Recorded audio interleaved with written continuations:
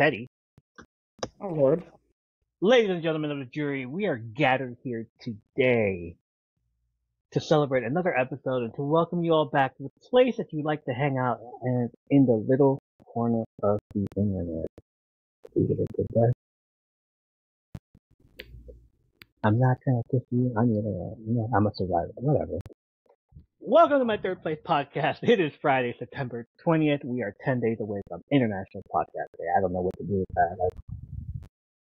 Shout out podcasters. But I just want to remind everyone that this episode will also be available on my Third Place Pod YouTube channel. So don't forget to hit the subscribe button so you can watch every episode as soon as it's posted and watch any of my beautiful co-hosts as well as my handsome self, or as a friend once called me, The Cure. I need to take the hat off first, and yeah, that's why. Remember that. I'm The Cure.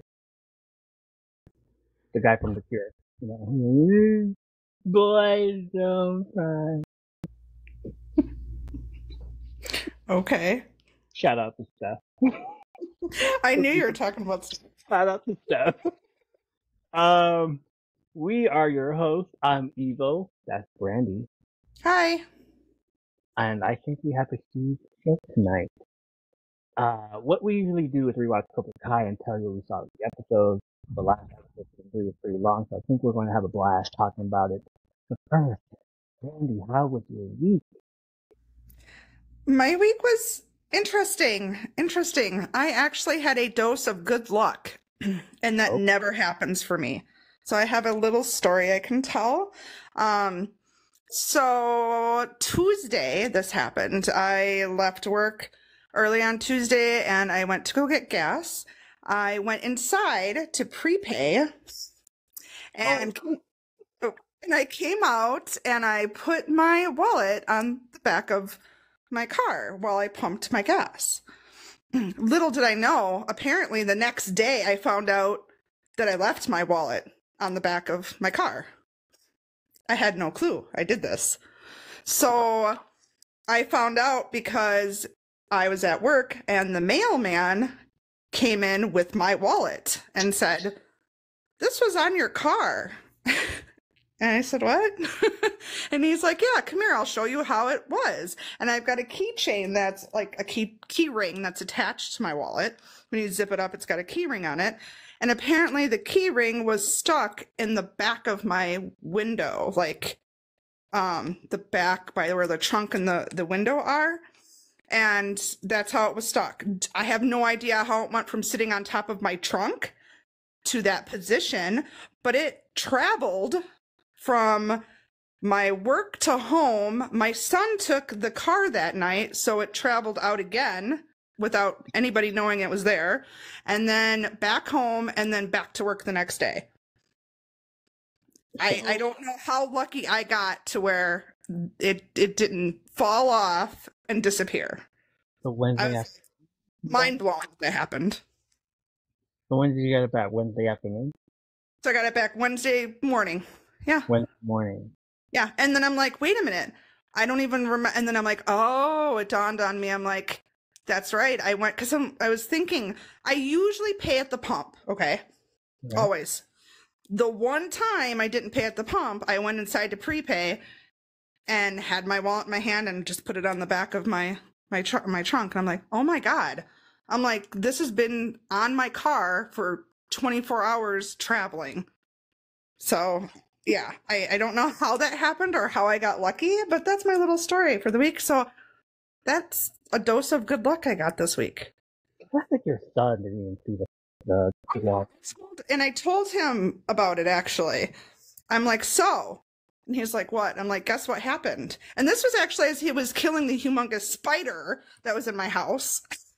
What's the little guy right there? He's pretty big, yeah. And I'm like, just focus on the spider. I'll tell you the story after. And I told him, and he's like, what? And I took it to Walgreens and nobody took it off your car. And I'm like, exactly. I'm like, it didn't fall off. Nobody stole it. I'm like, it just was there. And it came back. So, and of course it has my cards in it. It has my driver's license in it. And yeah, no cash, but all my cards and my driver's license. So it had its own little journey going on. the fact that it was hanging out, it's Keychain. like going Yeah. back and forth by keychains, like, having fun. Exactly. And that I still can't wrap my head around how it went from sitting on the back of my trunk to getting caught in the window. Like, I'm like, that's crazy. I don't even know how it happened. I don't know. Someone was watching over me, I guess. Mailman sees it, like, And the mailman, yeah. Luckily, I have a cool mailman. He brought it into me. You know, he didn't like just ignore it. Like some people would, or take it. Like he brought it right into me and said, he's like, I know this has to belong to somebody that works here, and my car's the only one there. And I'm like, yeah, that's. yeah. You probably thought it was like part, or people probably thought it was part of your, like a part of the car, an ornament or something.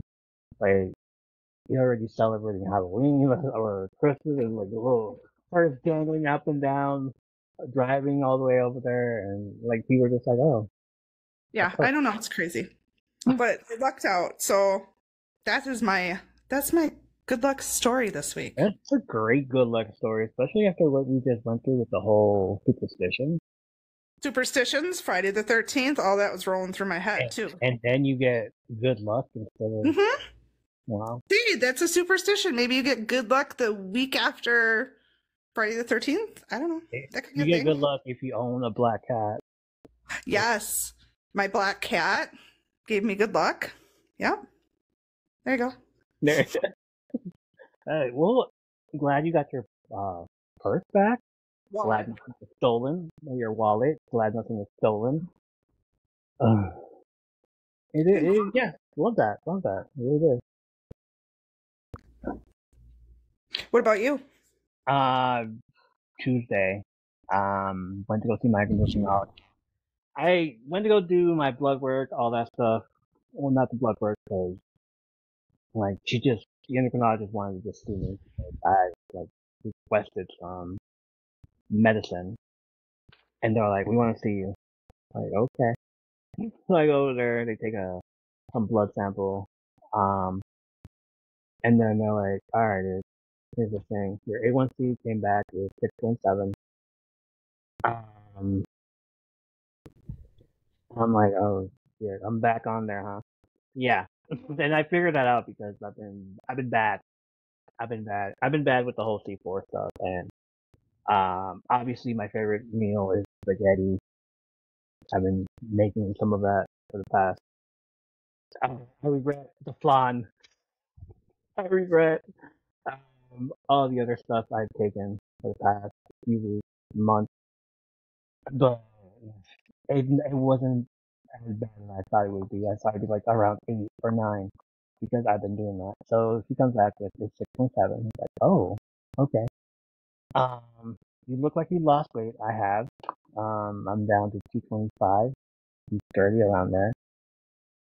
So, like, we're gonna put you on, we're gonna up your dosage on one pill, but the other ones are fine. And then, insulin, like, we're gonna give you some insulin. And hopefully, like, yeah, it's like I haven't had any insulin since last year because people who don't have diabetes and want to lose weight use it, and it's hard for us, that have a disease to take it because it's on. I'm on a list. It's like, why am I on a list when I use it the most than these people? And she's like, well, it works. It's the entire insurance company and blah blah health insurance. I'm like, oh well, okay, whatever. Okay. So she gave me a new pack. She said, it's going to be the pharmacy. So I was like, oh, cool. I went to go to the pharmacy and they're like, it says here you're not covered. I was like, what? Yeah. So I had to call my insurance company. They said, like, well, we have to talk to your endocrinologist. I was like, all right, fine. So they had a little talk and everything, and I'll be getting it soon. But in the meantime, because of the A1C being 6.7, she said she wanted to see me next month, October 13th. I'm like, yeah, that's fine. I'm like, all right, I'm good. And in the meantime, do the A1C, do the glucose monitor and everything. We want to monitor your blood. I'm like, do you really? Like, yeah. I can't cheat anymore. Can't do cheat meals. C4s are gone. I no longer drink C4s. I can't drink the C4s. Instead, I have the 12-ounce Zoas. So, and I'm only gonna drink those on podcast nights, which is every other Thursday or every other Friday. And lately, I've just been like, oh, I'm tired. I'm tired. Like, it's because I can't have any energy drinks. So I'm just like, my body is getting used to not having energy drinks. But in the meantime, tonight's episode is sponsored by Ice Mountain. Drink your water. Drink your water, everybody. As soon as I drink mine, you drink your water, okay? I'm kidding. My water. I can still drink this one though, and it's like a 12 ounce, and I'm not gonna drink it all. I'll probably save it for tomorrow or another week. So yeah. In the meantime, she said she wanted to see me. Yes, drink water every day. It's important. I will. And bought like 4 cases of them, and I've just been on it. I have like 5, 6, 7, 8 bottles, empty bottles of water around me right now. I feel like I'm on the movie Signs. Just swing away. So, drink your water. So I'm gonna, endocrinologist also said, lift some weights if you have to, because you look like you lost weight, and I have. I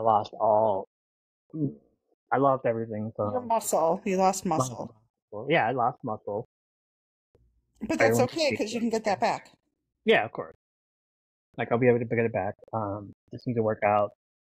I just need to get back on the treadmill again, lift some weights again, and I'm gonna do that instead of sleeping, which I usually do. So no more napping, no more doing stuff I want to do. Oh, I got it. Of course. I'll let you know by October. I'll let you all of you know by October 13th. What they say, what the second visit is. And basically it's going to be like another episode of Wrestling with Diabetes. Yes, Wrestling with Diabetes. You've got those episodes. Your very first one you talked about was episode 50, you said, right? Yeah. And then 58, and then 99. So if you guys want to hear his beginning of his stories of wrestling with diabetes, go listen to the episode 50, 58, and 99 on his podcast. Yes. I feel like something was on me. Yes. Most definitely Wrestling with Diabetes. The reason I called it Wrestling with Diabetes, I'm a big wrestling fan, and then I was having diabetes problems, and I was like, hey, Wrestling with Diabetes. Aptly not titled name. So we could do that. What did I say? Episode 50, episode 58, Episode 50, episode 58, and episode 99. I can't believe it took like 40 plus episodes to get to 99, so I can talk more about the diabetes stuff. And now it's like this is like a part, no, it's not like a part 4. I want to do like a part 4, because, there's some stuff missing from, episode 3 to when 2022 because there was a lot of mental health stuff, and I won't get into that here, but I will be talking more about it because it was like, it took a toll on me, and I had to like take a break from everything for a little while. And so, now look at you. Yeah. You're striving. Yeah. What do you have for affirmation, ma'am? Affirmation of the week I have is I am able to overcome any obstacles in my path, and I trust I trust my inner. Hang on a second here. Hang on. Let me start over. Okay. I am able to overcome any obstacles in my path, and I trust my inner strength and resilience. That is the affirmation of the week. Nice. And I think that goes really well with your story of the week, if you think about it. Yes, it does.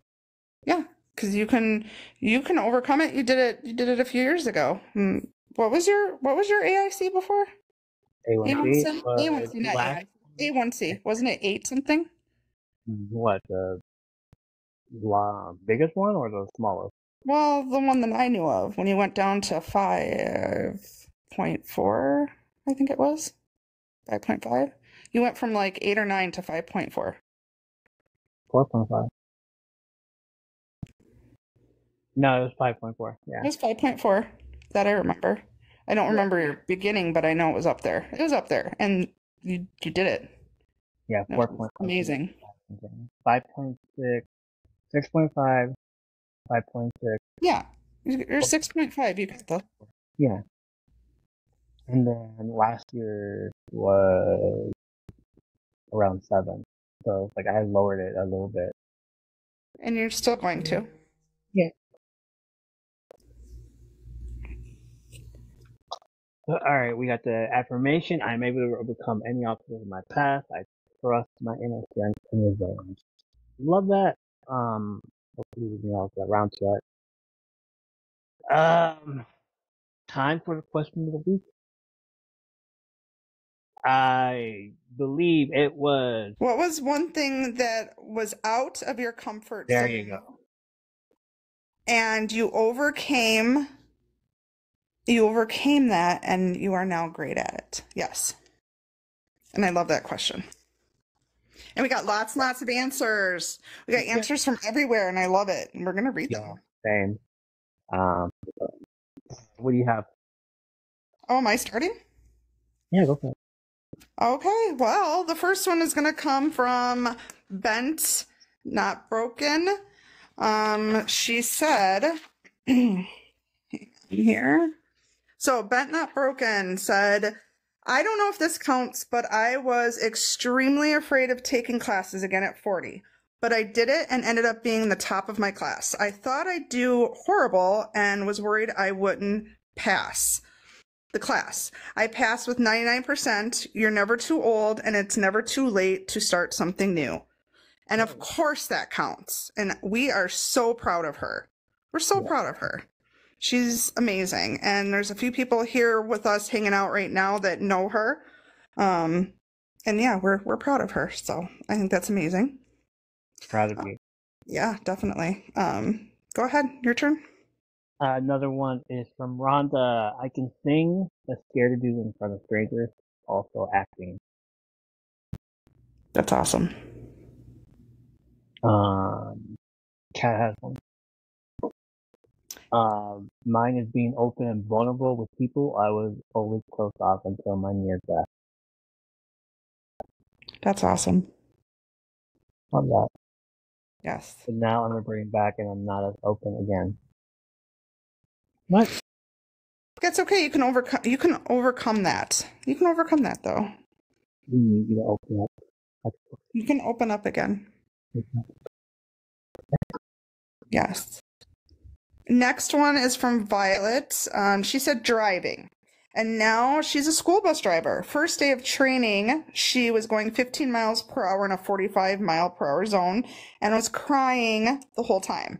By the end of the week, she was told to take her foot off the pedal because she was speeding. Wow. Wait, she's a what driver? A school bus driver. She's a bus driver. School bus driver. School bus driver. School bus driver, yes. Yes. She's speeding on a school bus.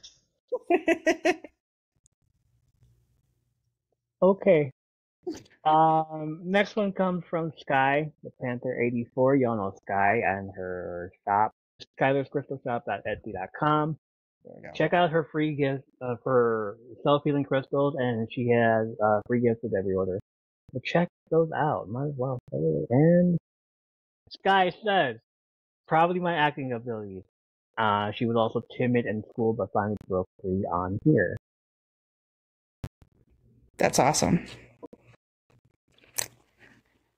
I think a lot of people are like that here, to be honest. Next one comes from Shelby. She's on TikTok. Her TikTok name is Mama Don't Break. Being a mother, specifically a single mom, I thought I would suck at it and ruin my kid. Turns out I'm one of the good ones. And she is. I've known her for a while. She was one of my first OG friends on here when I started TikTok. That's awesome. Next one comes from Lauren, your bestie Lauren. Elle does what she wants. I was terrified to go into the weight area of my gym. I finally took that step and fast forward to now, and I'm training as a power lifter and starting classes to be a trainer and nutrition coach. That's amazing. I'm proud of her. And also, she's pushing Mike to do the same because he told me.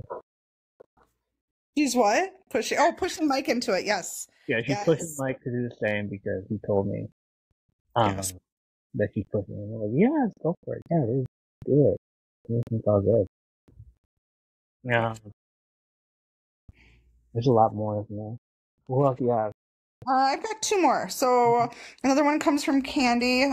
She just said public speaking. Okay.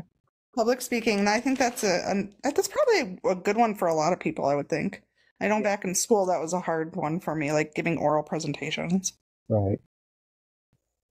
Next one's from Empress of Queen's Army. She says talking on camera.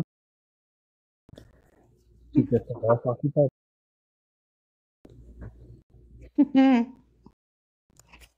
I've got one from Jesse, who is a personal friend of mine. He said singing on stage. And that's crazy because he is actually now a singer in a band. And he's amazing, actually. So him saying singing on stage was one that he overcame.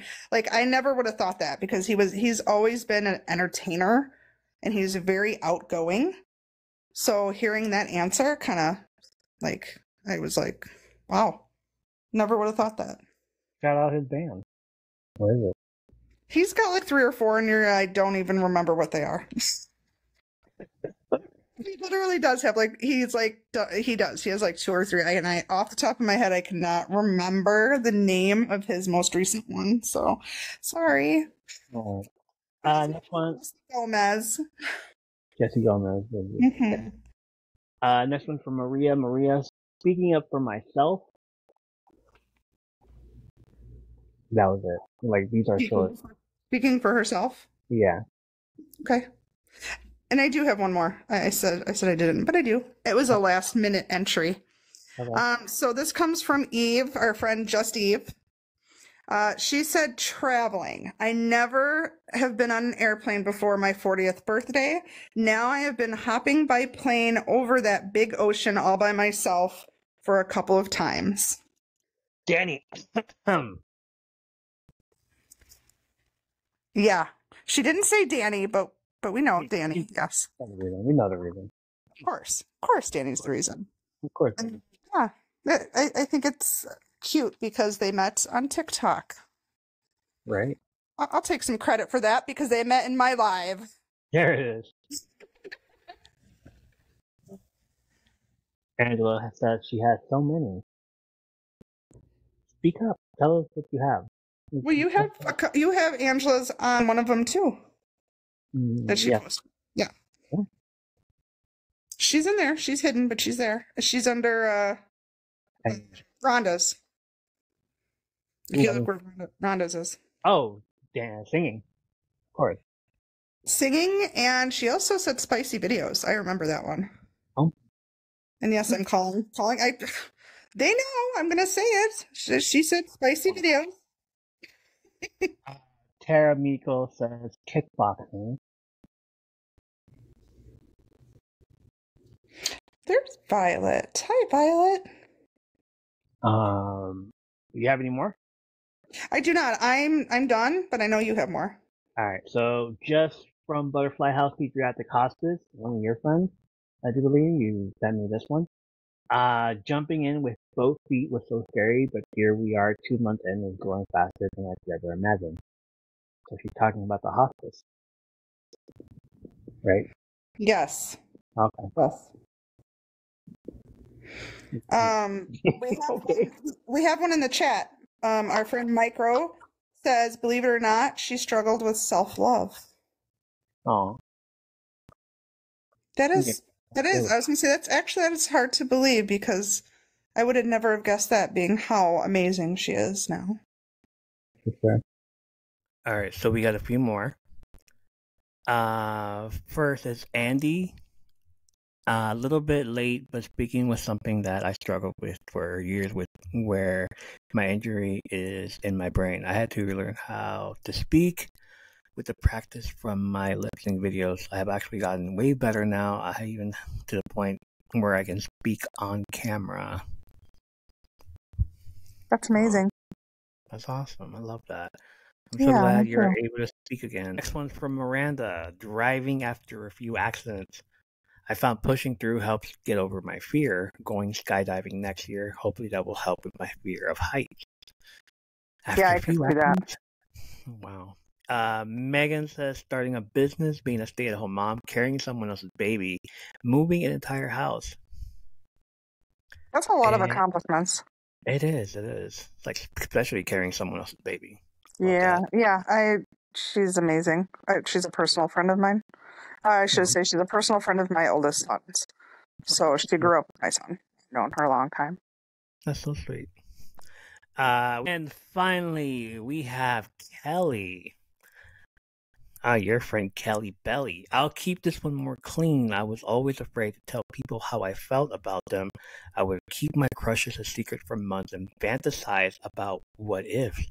Ooh, spicy. As I got older in my recent years, as I learned how limited our time can be, I am more brave and open and let them know how I feel. Yes, I run the risk of getting them intimidated and running away, but it's worth the risk so I don't spend too much time pondering something that may never be. So yes, now I am great at making boys run away. That is lovely. That's all awesome. I'm great at making boys run away. Oh, I love Kelly. That's so cute. Well, love these answers. We love these answers. All of them. Yes. What's yours? Don't you have any more to read? No, I don't. Got all of them? Yeah, You got all of them? Mhm. Okay. Well, mine would be crazy enough, TikTok. I never thought in a million years I would ever show my face on camera here ever. When I came on this app, I was just one of those watchers, liking videos, watching, started talking to people. I was hyping people up. What did you say? Lurker. No, I'm not a Lurker can find watcher. Like watcher better. Like watcher better. And I did my first, it was September 10th, 2021, I believe it would have been. 2020, yeah, 2021. So that's when I did my first on face, like showed my face, and have just been doing it ever since. And I guess I definitely overcame my fears and I have gotten a lot better at my videos and talking. Talking would be another one. I never wanted to talk, and now you can't shut me up. So. And now you're a podcaster. Yeah, there you go. And you're at 15,000 followers. I did. I hit 15K followers 3 years later. But I did it. You did. Proud of you. You killed it. Okay, mine. My one thing that I wasn't in my comfort zone, but I overcame it, and I'm now great at is this streaming, live streaming. You all know the story, right? What, 2022? Like, as soon as I went live on TikTok, I didn't want to do it. I was like, oh, cool, I can go live. But I didn't have a set schedule. I was like, here or there. And I would go to other people's lives and show support and blah, blah, blah. It took forever to get me to, like, go on a live. And then when I did, I was like, it sucked because somebody was being narcissistic about it.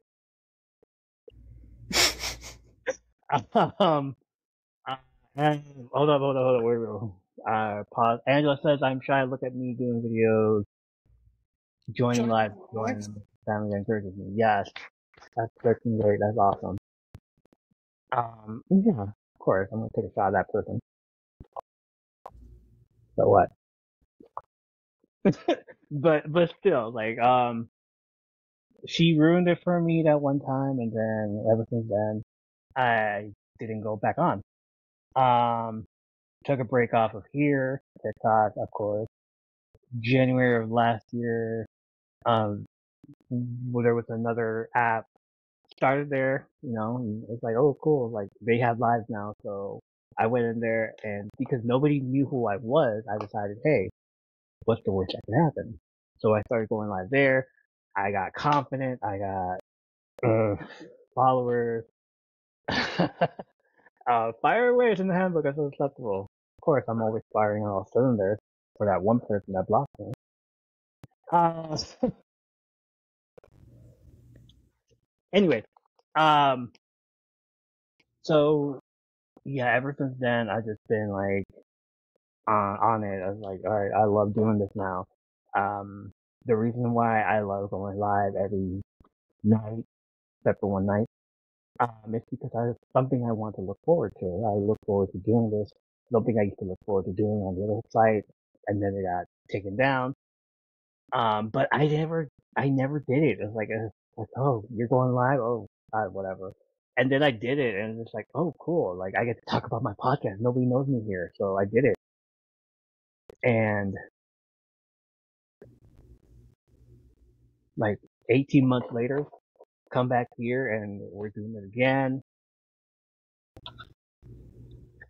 So yeah, it's like, that's my one thing that I overcame. Being shy. Cause like, you're shy for a moment, and then like, you get over it, you get used to it, and you ooze confidence, and like, you go after things, and you go into other people's lives, like, hey, come to mine and come check me out, like, make friends, all that stuff. I'm glad you came back. Thank you, Michael. Thank you. I appreciate it. So yeah, that was it. I'm proud of you, and I'm proud of everyone here, and I'm proud of everyone's answers that answered everything that they've overcame and are now great at. Again, I love that question, and I love that we got so much feedback and answers, and I'm proud of all my friends here too. You guys are all amazing. Yeah, And if it wasn't for overcoming my fears, I never would know any of you guys right now. right. So that's a big thing. It is. Cause like, it feels like we glowed up, we grew, Glow up? Is that what it is? Glow glow up? up, let's glow up. We had a glow up. Um, cause obviously I'm not the same person as from 18 months ago. Like, this is something new. Like, oh shit, he's going live every night now. He's doing this, he's doing that. He is, building himself up. He is building his, podcast up. Um, and yeah, as Angela says, I'm glad to have known all of you. Glowed, grew, gleed, Glowed, grew, bleed. glower, cloud, I don't know. I think we're just making words up now, but that's okay. glowing, glowed. You're definitely not the same person you were 18 months ago. Or, yeah, you're definitely not.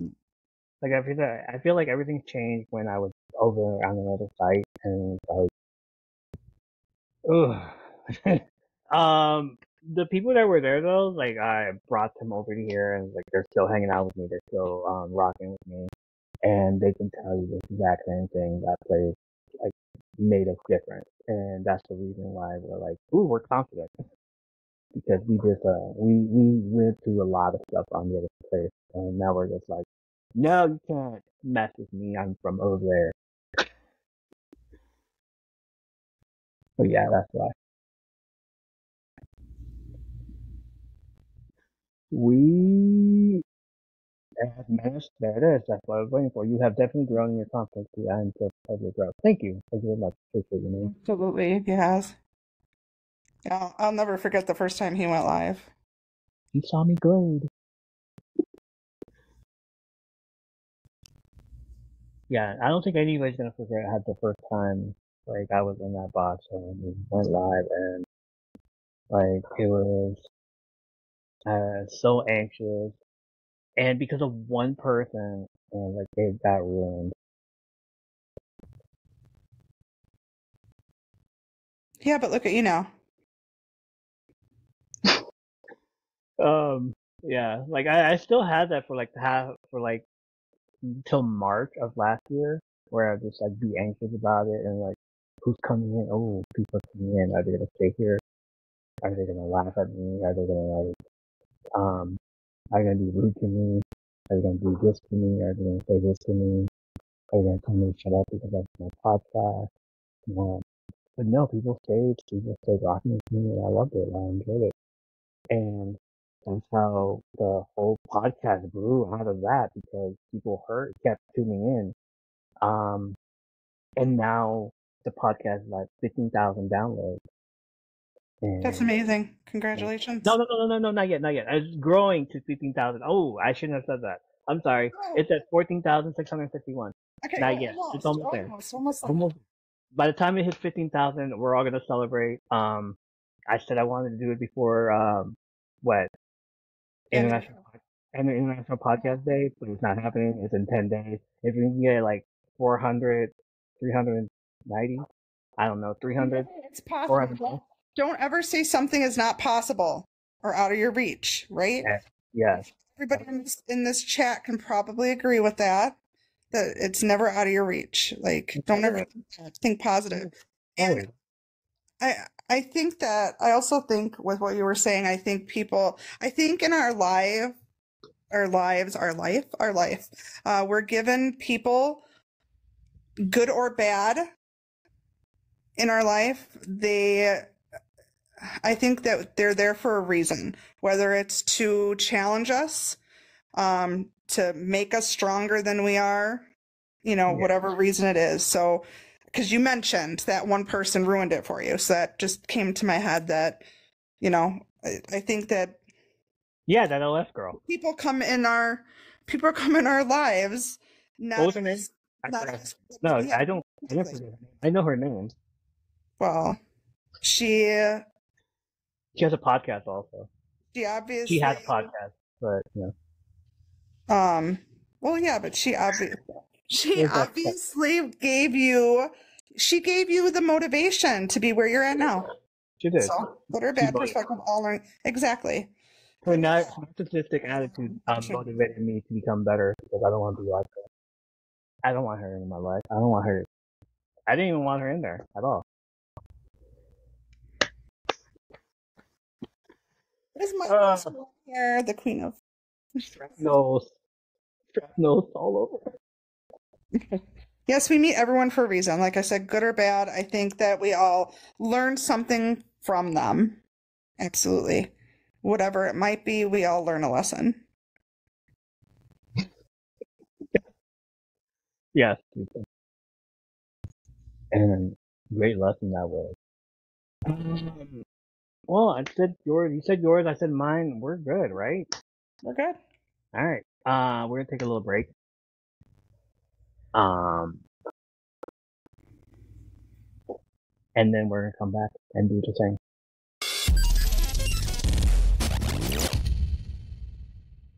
Hi everyone, I'm Lisa. And I'm Dawn. And if you've ever watched a TV show and thought to yourself, oh my god, that season finale plot twist was absolutely bonkers. Or seen a movie and thought, wow, I need to talk to somebody about this train wreck immediately. Then we think you'll fit right in with our podcast, I Hate It, Let's Watch It. We watch TV shows like Riverdale and Emily in Paris. And movies like Deep Water, Killer Sofa, Rubber, and Deadly Illusions. And we give them the total rinsing they deserve. It's basically group therapy for movie masochists. So come check us out wherever you stream podcasts.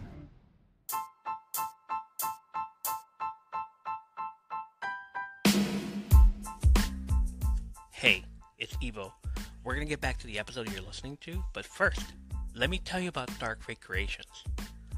Dark Fate Creations are candles that are vibrant, colorful, marble tops, amazing, mouth-watering fragrances, fueled by lovely braided cotton wicks.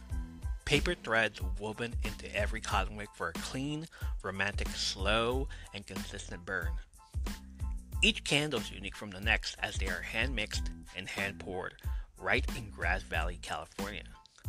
They use only coconut and soy waxes for a safer, cleaner, and longer burn time. That's almost 72 hours. That's like binging on all 130 episodes of the podcast. All fragrance blends have been heavily researched. Dark Fate Creations not only care about the look, fragrance, and quality of their candles and their other products, but also the effects they have in their customers' homes. So go to darkfatecreations.com. The link will be in the show notes. The goal? Explain the 1990s in exactly 60 songs. Radiohead, Tupac, Mariah Carey, Lauryn Hill, Wonderwall, Enter Sandman, You Oughta Know, Cream. The greater goal? Move past cheap nostalgia to something deeper and weirder and better. My name is Rob Harvilla. I'm a music critic at The Ringer, and my new show is called, indeed, 60 Songs That Explain the 90s. Since that title is fairly self-explanatory, I figured I'd explain what qualifies me to host this. Here is my resume. In 1992, I won a trophy for wearing more corduroy and flannel than any other 13-year-old in America. Freshman year of college, I was in a third-wave ska band that broke up and reformed without me as an emo band. I nearly started a civil war at my college radio station by putting You Got Me by The Roots in heavy rotation. I cried the first time I heard Bjork's Hyper Ballad, which incidentally occurred somewhere between the ska band and the emo band. One time I wrote out the lyrics to Sunny Day Real Estate's In Circles by hand and mailed them to a girl. All of those are true except the first one. This is my perspective. Crucially, in every episode, I'll be joined by fellow writers, critics, musicians, enthusiasts, and Ringer luminaries with wildly different perspectives. Whether you're full of teenage angst, or you feel bored and old, whether you don't know the song at all or you know it far too well, we'll take you through the decade, one killer track at a time. 60 Songs That Explain the 90s is released every Thursday. Listen for free on Spotify.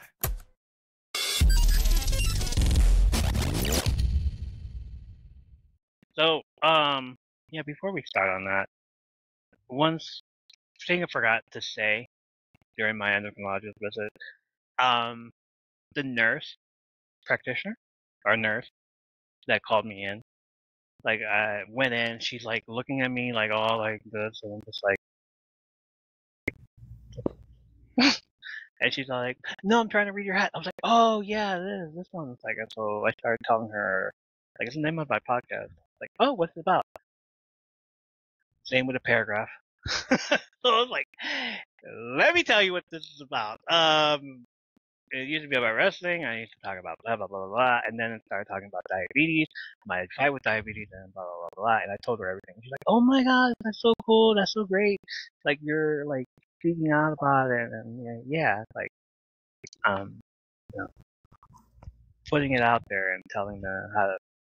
And like, there's a 3-part series. The first part, what happened before in 2019 to 2020, what happened in 2021. Part 2 is what happened the week of that I went to the hospital.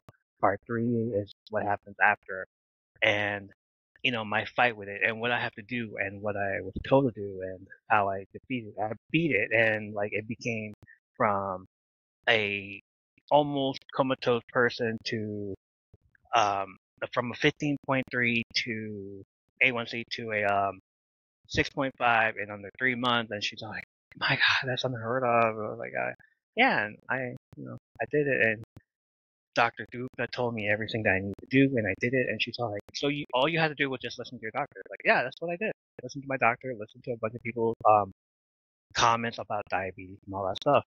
And I did that. It's like, see, we need more of you. And you have a podcast now, and you're talking about it. You're bringing awareness to it. Yes, I am bringing awareness to it. Because that's what we all do. Bring awareness to the disease that you have. And she's like, oh, that's great. So I told her all about it. I gave her the name. I wrote it down. She's all like, I'm going to listen. And I was like, oh, yeah, cool. That's awesome. Appreciate it. So, yeah, that's what I forgot to say. I was wondering about that because you told me about that and you didn't say it, and I didn't know if you were going to say anything.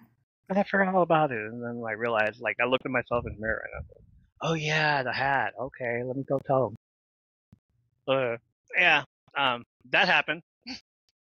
Um, so the hospital's listening, or the clinic is listening to my podcast now. Like, she told my doctor about it. My doctor's like, "Oh yeah, you have a podcast now. You're talking about me, huh?" I was like, "No, doctor, no." Like, I'm just discussing everything that was going on with me and everything that happened the whole weekend and everything that's going on. See, and Ray's, I was busted by the FedEx guy. What? See, oh, are you talking about when you were making that video, or is this something else? There's something else. She was caught doing, wasn't this when you were caught doing a spicy video and your FedEx guy caught you, or are you thinking about something, or is this something completely different? Did I just, oh no, that's what she's talking about.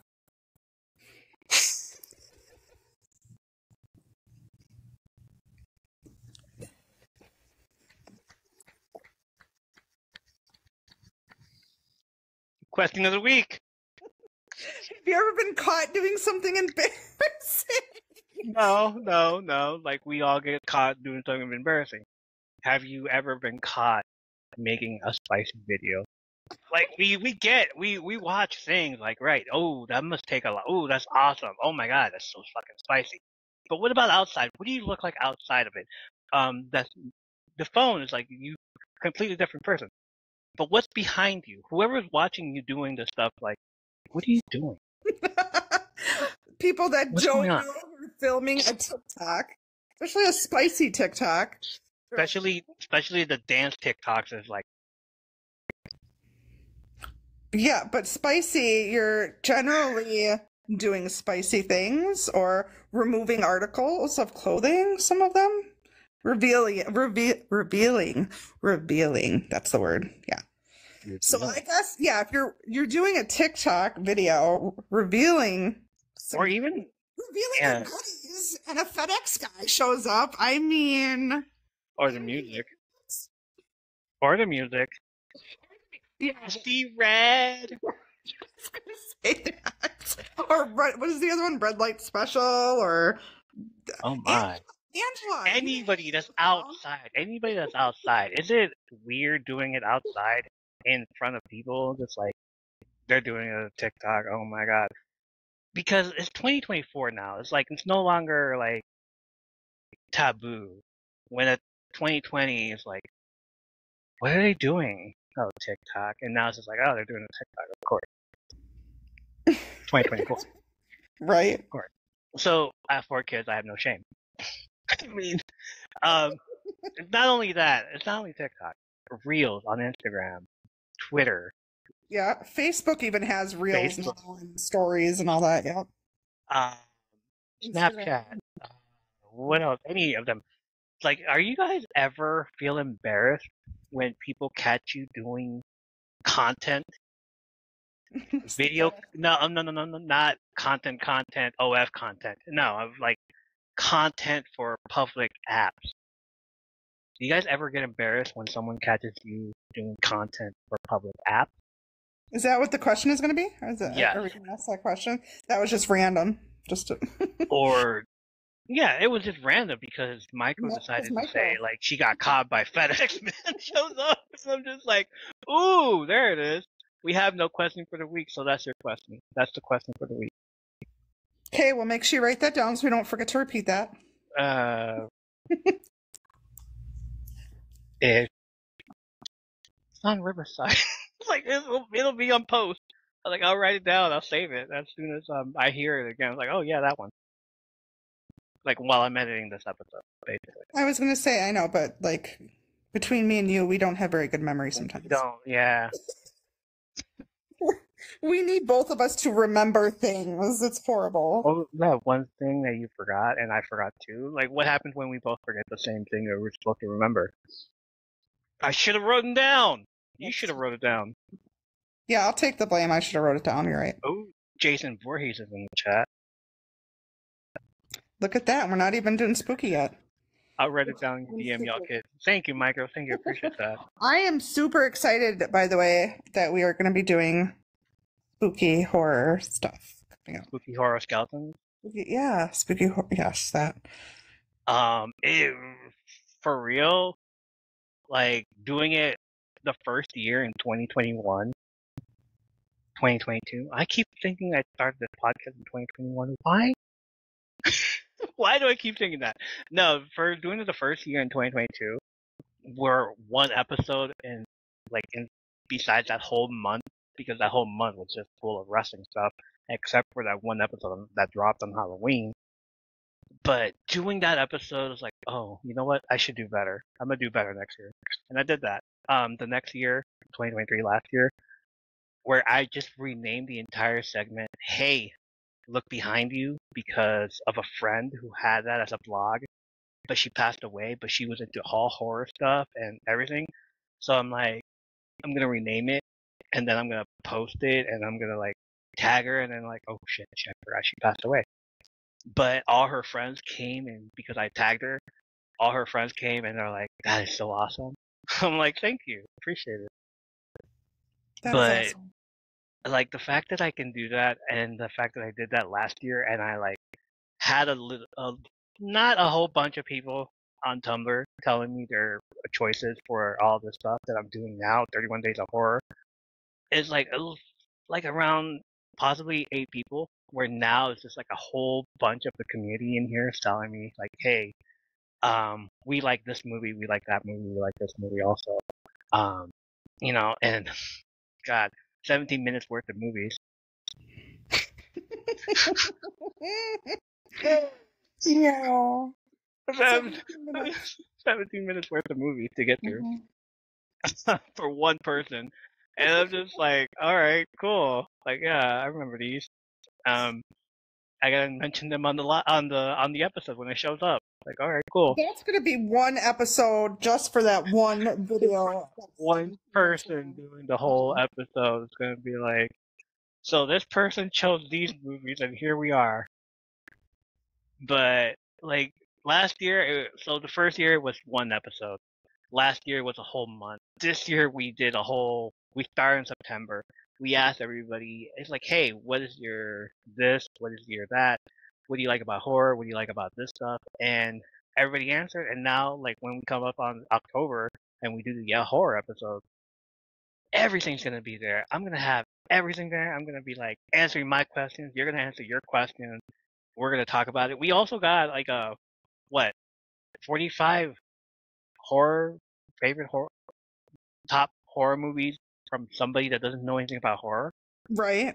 That list was ridiculous. Sorry. They probably do, but at the same time, I don't agree with it. I think they missed some of the movies.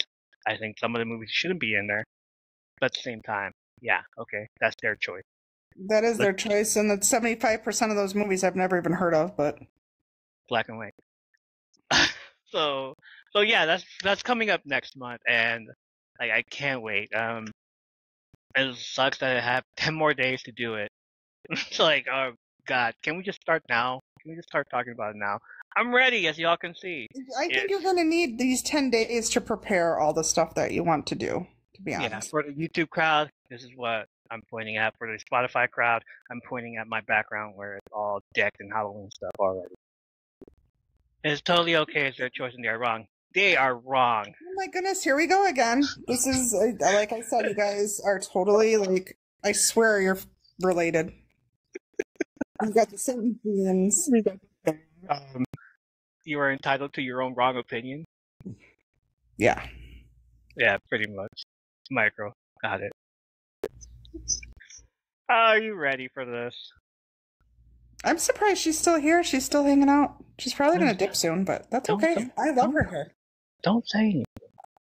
She'll probably forget. She'll probably forget the time. She'll forget if you can hear, and she'll stay throughout the entire rest of this episode. Even though she has no idea what's going on. No, she wants to support us. She has listened to our ramblings when we started, so yeah. She wants to support us. I appreciate that. I appreciate that. Micro has been here for more than an hour.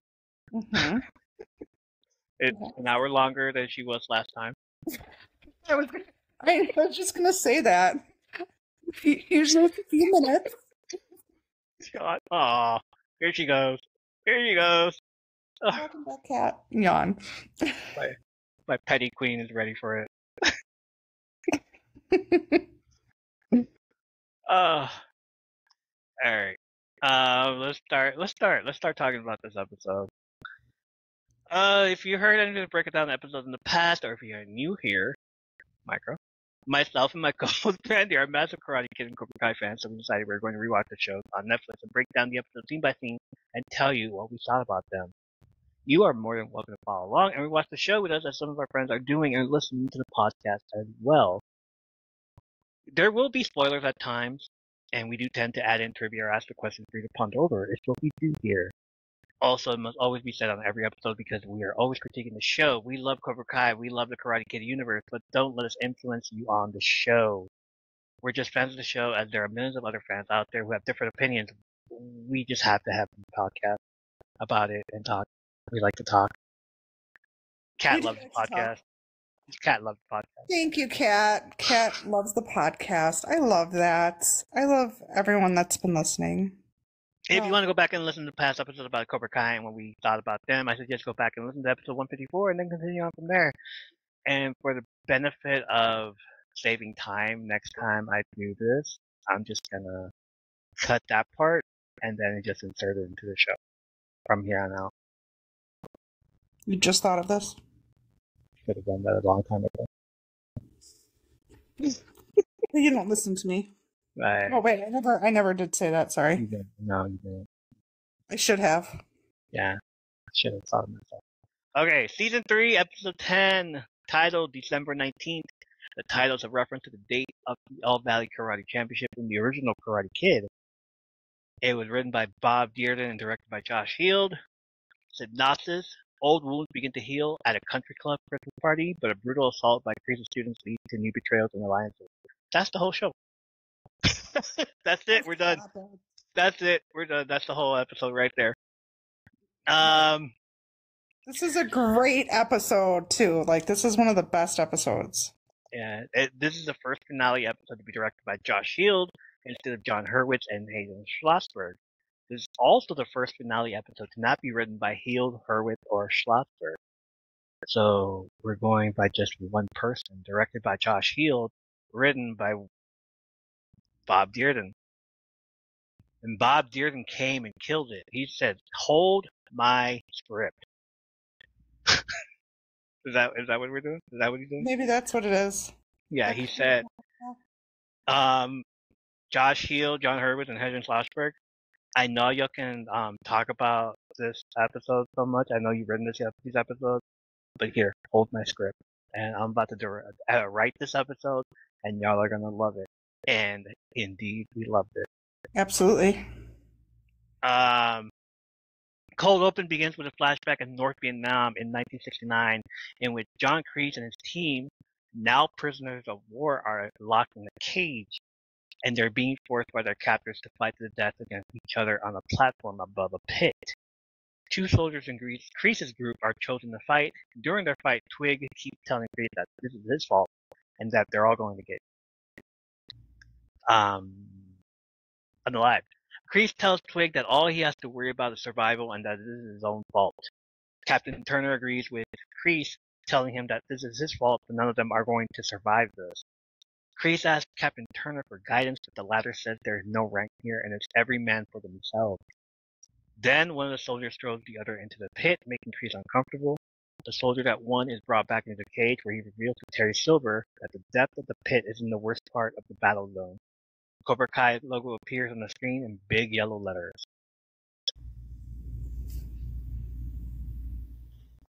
I bet you're going to say you love this cold open. Kind of. I don't. That's why I'm thinking you're going to say you do. No. Okay. So it's not just me. Like, me. Honestly, the whole episode is amazing, but the cold open, I was like, eh. So. Done without it. I mean, it was... We get that as a flashback, and it's the old storyline for Kreese. It was necessary. It was necessary. It was necessary to tell that story because there is no bad student. There's always a bad teacher, and Captain Turner was a bad teacher. Thus, we get a bad teacher to a bad student again becomes a teacher, bad teacher throws it onto a student. Student breaks away from teacher's shadow and becomes his own teacher. So yeah, it needed. I know it needed to be, and it needed to happen. We needed to see this. The pit and everything. He needs to survive and all that.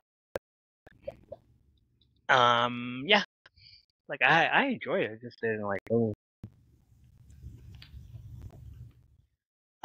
The action comes back to present day at the Encina Oaks Country Club. A waiter takes 5 bowls of spaghetti on a platter out to the table, passing by the LaRussos who arrive at the party, and Amanda said she already sees 10 people she hates. She tells Daniel she's going to grab them a table. He can go grab the drinks. Daniel goes to the bartender to order as usual and is surprised and excited to see Allie Mills next to him at the bar, who says, "Hey, Daniel," with an L. A little callback to the movie where he introduced himself as such when she introduced herself as Allie with an I. Daniel and Allie exchange pleasantries and reminisce between each other, but Daniel soon miffed upon realizing that Allie is there with Johnny Lawrence and that they have been spending time together. The last episode, we see this interaction from Johnny's point of view, who immediately feels jealous that Daniel's hugging Allie.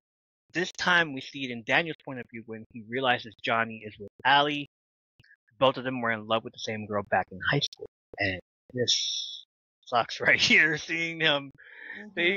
Johnny just looking at us like, oh. He for some reason, I feel like he got like a little triggered that he was hugging his ex-girlfriend. Oh, he definitely got triggered. Like, well, and okay, did this whole thing made me him. What triggered me was him wearing that white coat, that white jacket, and it brought me back to Karate Kid and Daniel being the one that was wearing white and got the spaghetti spilled all over him. And here I felt like this was. Now it was Johnny's turn, because he almost does get it spilled on him. He's like, "Watch it, I'm wearing white," or whatever, to that waiter or something. I was like, "Oh, really? Is this what we're doing?" Yeah, it was a callback from the original movie because it happened to Daniel, and as soon as I saw the spaghetti, I'm like, right, that's gonna end up on someone real quick. Either that or then Johnny shows up, because I did the whole like, watch it right away as soon, and it's like, Dad, Johnny's wearing white. Oh, cool. It just reminded me of something. Either blood's gonna be spilled or something's gonna be spilled on him. Yes. And then the whole spaghetti scene is like, oh, I know where this is going. Oh, we get that. And it's reminiscent of when Daniel was spying on Ali and got spaghetti over him after bumping into a waiter. So Johnny has this whole thing where he's all like they're hugging and he's just like triggered. So like he walks over and Daniel's all like, "Oh, you're here with him," and I'm like, "Why are you getting jealous, Daniel? You have Amanda. Like, what's the deal here? What's going on?" So I wondered that too. I think it was more so the fact that it's Johnny. I think it really had. I mean, yeah, but Allie was his first love. He said that before that. It was his first love, and also, yeah, she's Johnny's first love, and she's Daniel's first love. But I think more it was the fact that it's because it's Johnny. It's my arch enemy. Don't hug him. I don't see him with her, even though I can't be with her. Wait, what? Don't hug him. Oh, don't hug him. Yes, don't hug him. Exactly. Why are you touching him? Yeah, that was my thought. If it wasn't for the fact that Carmen was in on this also, like Johnny would like definitely have dated Allie again. Wait. Oh, Johnny? Yeah, Johnny would have definitely said Daniel. Daniel and Johnny verbally banter with each other, making fun of each other's suits, calling him Scarface. Allie now realizes this isn't the first time these two have seen each other since high school. Yeah, they just saw each other last year. They just saw each other last year. last year. Yeah, the season 1 happened Oh. last year. Well, and season 2. Season 2, yeah, but season 1 is when they first saw each other since like high school. Oh, I see. Even though they live in the same Yeah, no, see, I gotcha, yeah. For 30 years. They've been living in the same neighborhood for 30 years, and then all of a sudden, Cobra Kai. yeah. What? Oh. But no. It's like Johnny's trying to avoid him, whereas Daniel never saw him. Yeah. Because Johnny sees the billboard, and then Daniel's all like, sees the Cobra Kai. It's like, what? What's going on? Oh shit! I've been blind this whole time. Open my eyes to see Cobra Kai. How dare you, Johnny? I love that scene, by the way. Which scene?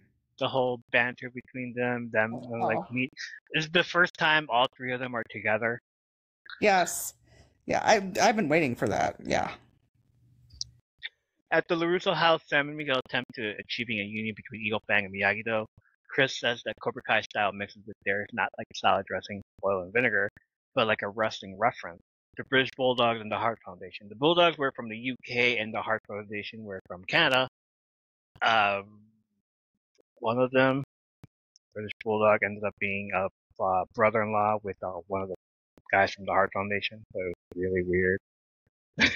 Like, and I think that's how the whole thing with Miguel and Sam, like, they're both connected to each other, and they still have rivalries between each other because of the dojos.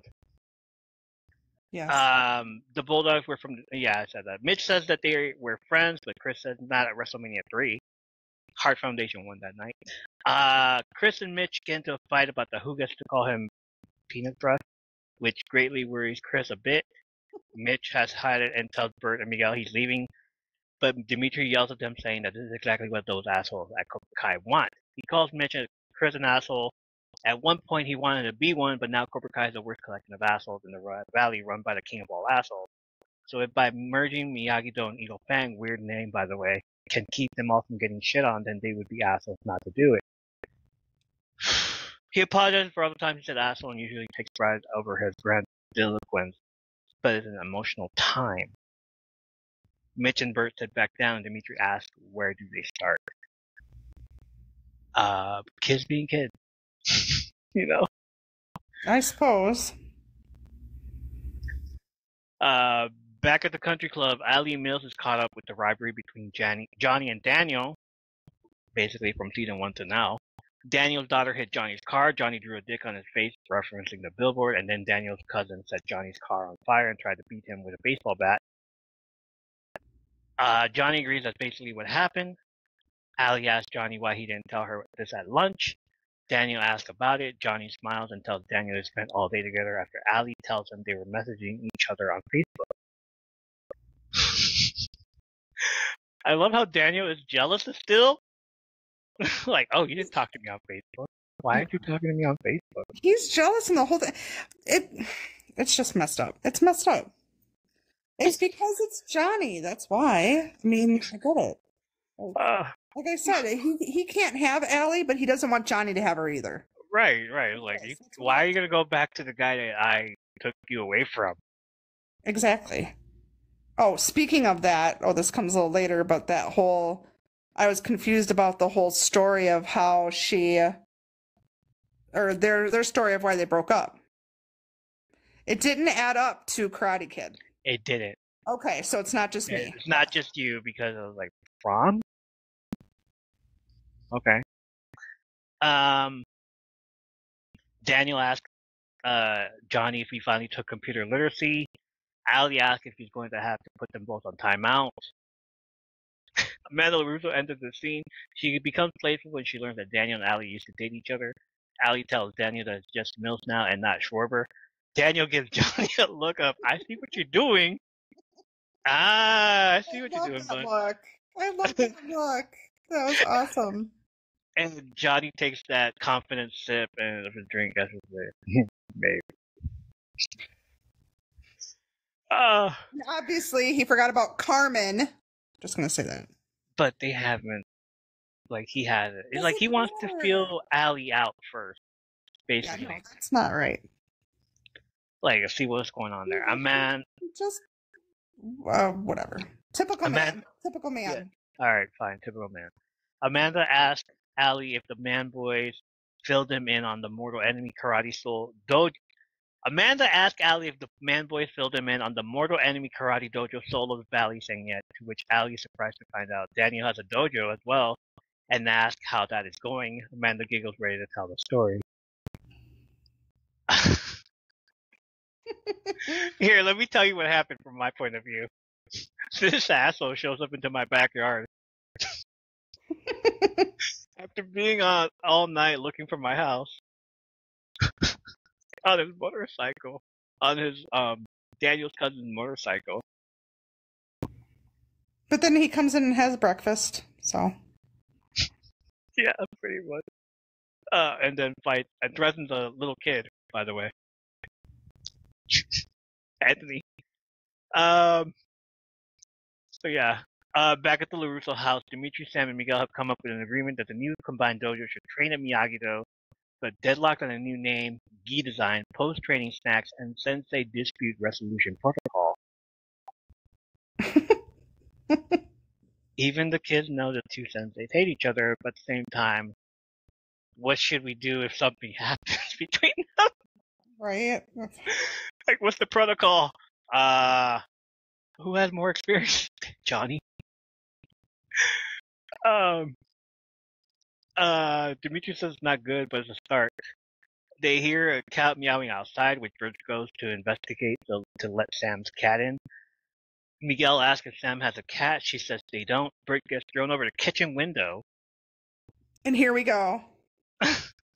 Bert gets thrown over the kitchen window, but still has enough energy for comedic purposes and says, "No, that's not a cat."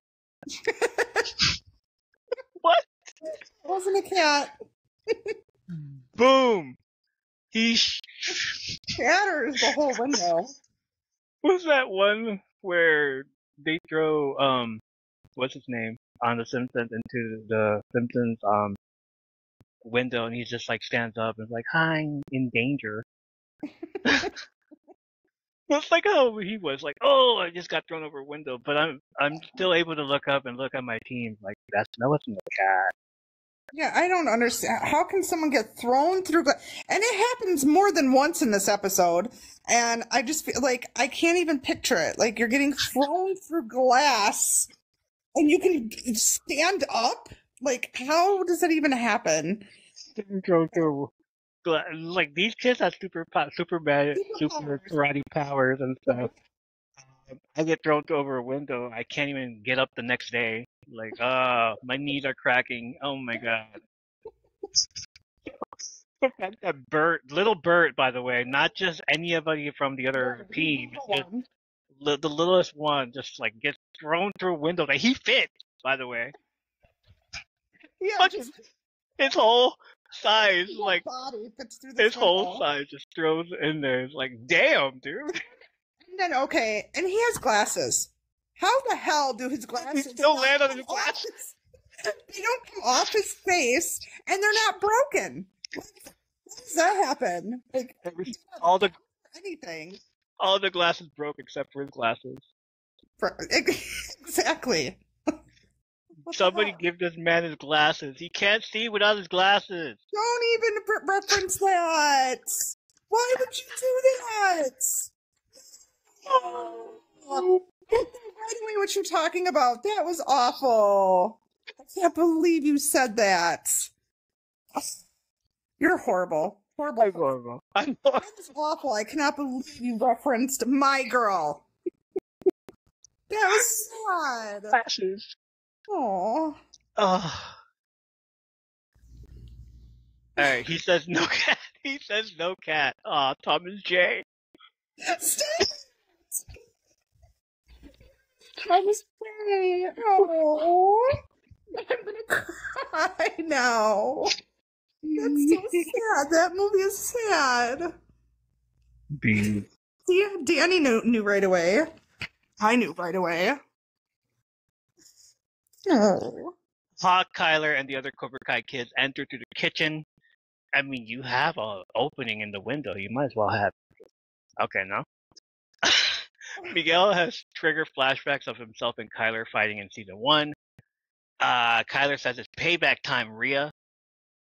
Obviously, diarrhea. Tori and because of the Pepto Bismol. Yeah, whatever. No, that was for his grandma. You know. I just realized that.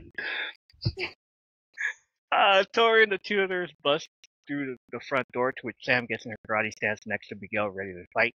Tori, who is wearing a skeleton hoodie, another callback to Johnny wearing the skeleton costume on Halloween in the movie. Yes. I noticed that, right? Can I just say I love her outfit? Yes. It was really cool. I don't like Tori, but I love her outfit. But we love the skeleton outfit. Yeah. Like, Little Miss, nothing can stop me right now. I'm not going to get injured. Everybody else did. Not me. I swear she's got the same looks as Kreese. One look. She only had one look the entire time. The look she gives, like, no mercy. I'd be scared like Sam too, and she would scare the shit out of me with her looks. Like, she's got some scary looking stares and looks. Like, she can just look at you like Kreese, and you're like, shit, I'm gone. What was that, 99-cent Freddy Krueger? Dime store Freddy Krueger? Yes, dime store Freddy Krueger. Yeah. I must say, the composers of the show, Leo Berenberg and Zach Robinson, are all over this episode. The Christmas songs featured in the House Brawl are Carol of the Bells and God Rest Ye Merry Gentlemen, and they're under the title Carol of the Cobras. Really? Yes. For this scene, there's another scene at the very end, and can't wait to talk about it because I love it. The scene switches to the Christmas ball. Allie telling Amanda the story of the Halloween scene from a Karate Kid, speaking of which. Amanda asks how was Daniel dressed as a shower. Allie says it was so funny and points out Johnny and how he was dressed as a toddler in skeleton pajamas chasing after Daniel. Because he was wet! The skeleton pajamas, when she said skeleton pajamas, I lost it. Because I never thought of that, but I love how she makes fun of both of them. Not just Daniel being a shower, but also Johnny in his skeleton pajamas. I thought that was great. Looking like a toddler because he was wet and had to yes, do the whole toddler run, after you do the poopy dance. Both Daniel and Johnny asked to fast forward through all of this because they don't want to. They remember what happened. They're just like, yeah, let's not talk about this because after this we fight Daniel and then I get my ass kicked by Mr. Miyagi. So no, let's fast forward through it. Yeah. Ali says it got worse and worse until the tournament and left each other alone. Amanda asks what was the reason both Ali and Daniel broke up. Daniel says they don't need to get into all of this. Johnny says he wants to hear the story. Ali tells a story that is very conveniently similar to how Johnny got jealous of Ali when her and Daniel first met at the beach. Exactly. She says she got to UCLA and met up with a guy friend who went there. Daniel sees this and jumps to conclusions because Ali egged him on. Daniel says he was sure she was in love with her friend. She reminds him that she told him just the same way she told him about the brakes in Mr. Miyagi's car were going to go. Johnny loves this and wants her to tell more stories but she shuts him down and asks if she should talk about how much of a bad boyfriend he was, forgetting her birthday. Because he wanted to hang out with the other Cobra guys. Which should be another side episode story. Right. Daniel says their heads were far up their asses in high school. Ali said, let's hope our kids are far more involved than they are. Oh, yes, they are. Mm-hmm. But going back to this, the fact that she egged Daniel on just the same way she egged Johnny on, and that's why they broke up. And then here, she did the same thing. She did the same thing to Daniel, just the same thing she did to Johnny when they broke up, or at the beach.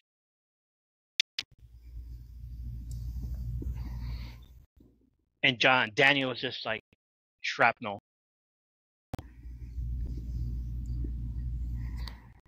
So yeah. Well, like I said, it doesn't match up with the Karate Kid movie.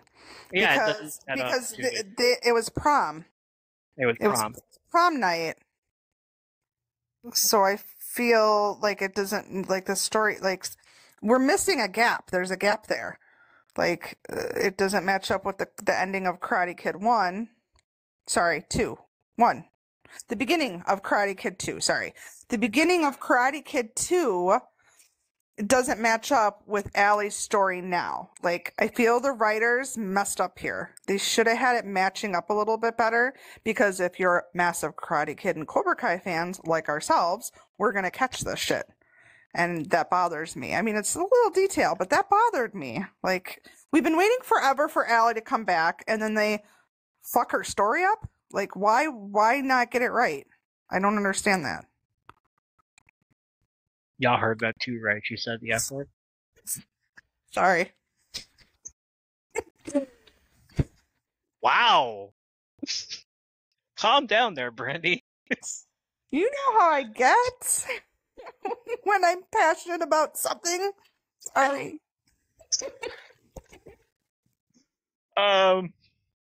Alright, let's go back to Allie says, let's hope our kids are far more evolved than they are. Optical flip to the fight back at the LaRussos. Kyler's severely beating Miguel, who tries to go for a roundhouse kick, but Kyler catches and throws him against the couch. He lands on his back, and I'm just like, bro, you're back. You're getting hurt. Oh, Miguel? Yeah. Like this scene, oh my gosh, I had so much anxiety from this whole scene with Miguel getting hurt again, with Sam, poor Sam, and freaking Hawk getting her. Oh, we're not there yet. Not Hawk, Dimitri. Well, we'll get there, but yeah. We're not there yet. We get a 2 and 45-minute long take of everyone fighting.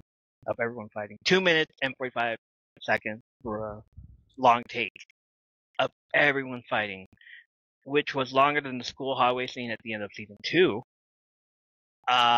This one starts off with Chris fighting Rickenberg, Mitch manhandling Mikey. Over on the side window, we see Dimitri, Bert, and Nathan teaming up to fight, but they get beat up. Mitch getting beat up by Mikey, Nathan and Bert getting thrown into the Christmas tree. Hawk using a glass decoration to smash over a kid's head. I was so mad about that Christmas tree. Like, why? Okay. Why is everything... These kids are pissing me off. Like, first of all, you're throwing a poor kid through the freaking window of somebody else's house. Like, where are their parents, and why were they brought up this way? Like, why would you break into someone's house? Like, how are they not thinking about consequences? It's not like you're out in public at a park. You're breaking into someone's house, for one. And then you're, like, destroying the entire house. Keep going. About? What? Like, seriously. How? I don't understand that. Like, I don't understand. Like, how are they not? How? I don't get it. It just doesn't make any sense. And that tree. That was a pretty tree. That's a Christmas. If someone knocked my tree, my cats have knocked down my tree, and that pisses me off. Like, did you not see them knock down that tree? Damn tree. Okay, I'm done. Thank you for coming to her TED Talk. Sorry. Okay. Hawk uses glass decoration to smash over a kid's head. I feel that was like excessive. Like, you could have killed him with that. Sam fighting against one of the Cobra Kai guys. Tori fighting one of the Miyagi-Do guys. Tori and Sam finally face each other, but Sam backs away, showing Kyler severely beating up Miguel still. Like, he's still for all 2 minutes and 45 seconds. Right. It's just like I'm like, leave him alone. He's already dead. Stop. And how is it they are conveniently matched up in size? Like the two, you get the two little ones fighting each other, and then you get the really like it. Okay, yeah, doesn't make any sense. No, it's just now Nathan and Bert are on the same team, and they're not fighting each other anymore, which I wish they were. But they're fighting with each other to fight the Cobra Kai guys, and it's against one person who's like grabbing both of them like by their collars and pushing them around like this, like shut up, little guys. And just like, oh wow. And you said that scene was 2 minutes and 45 seconds. The long take, the one with okay. no breaks in between. It was 2 minutes 45 seconds, which was longer than the fight scene in the hallway. Right at school. Yeah, it's cool. Yeah. It may have been, but it's just as intense. It was like that was intense, but this scene is just as intense, I think. Because the school didn't have weapons. I feel like this one was like a street fight and but grabbing. Tori had a weapon. I'm not there yet. Dime store Freddy Krueger that slashed poor Sam. So somehow she had a weapon in that school. How did she have a weapon in school? Like, it was tucked under. Now because they have security and the whole, all trying to check. After the fight and after a poor kid got paralyzed and went into a coma. Yeah, let's do a security check now. Not beforehand. They could have prevented that, just saying.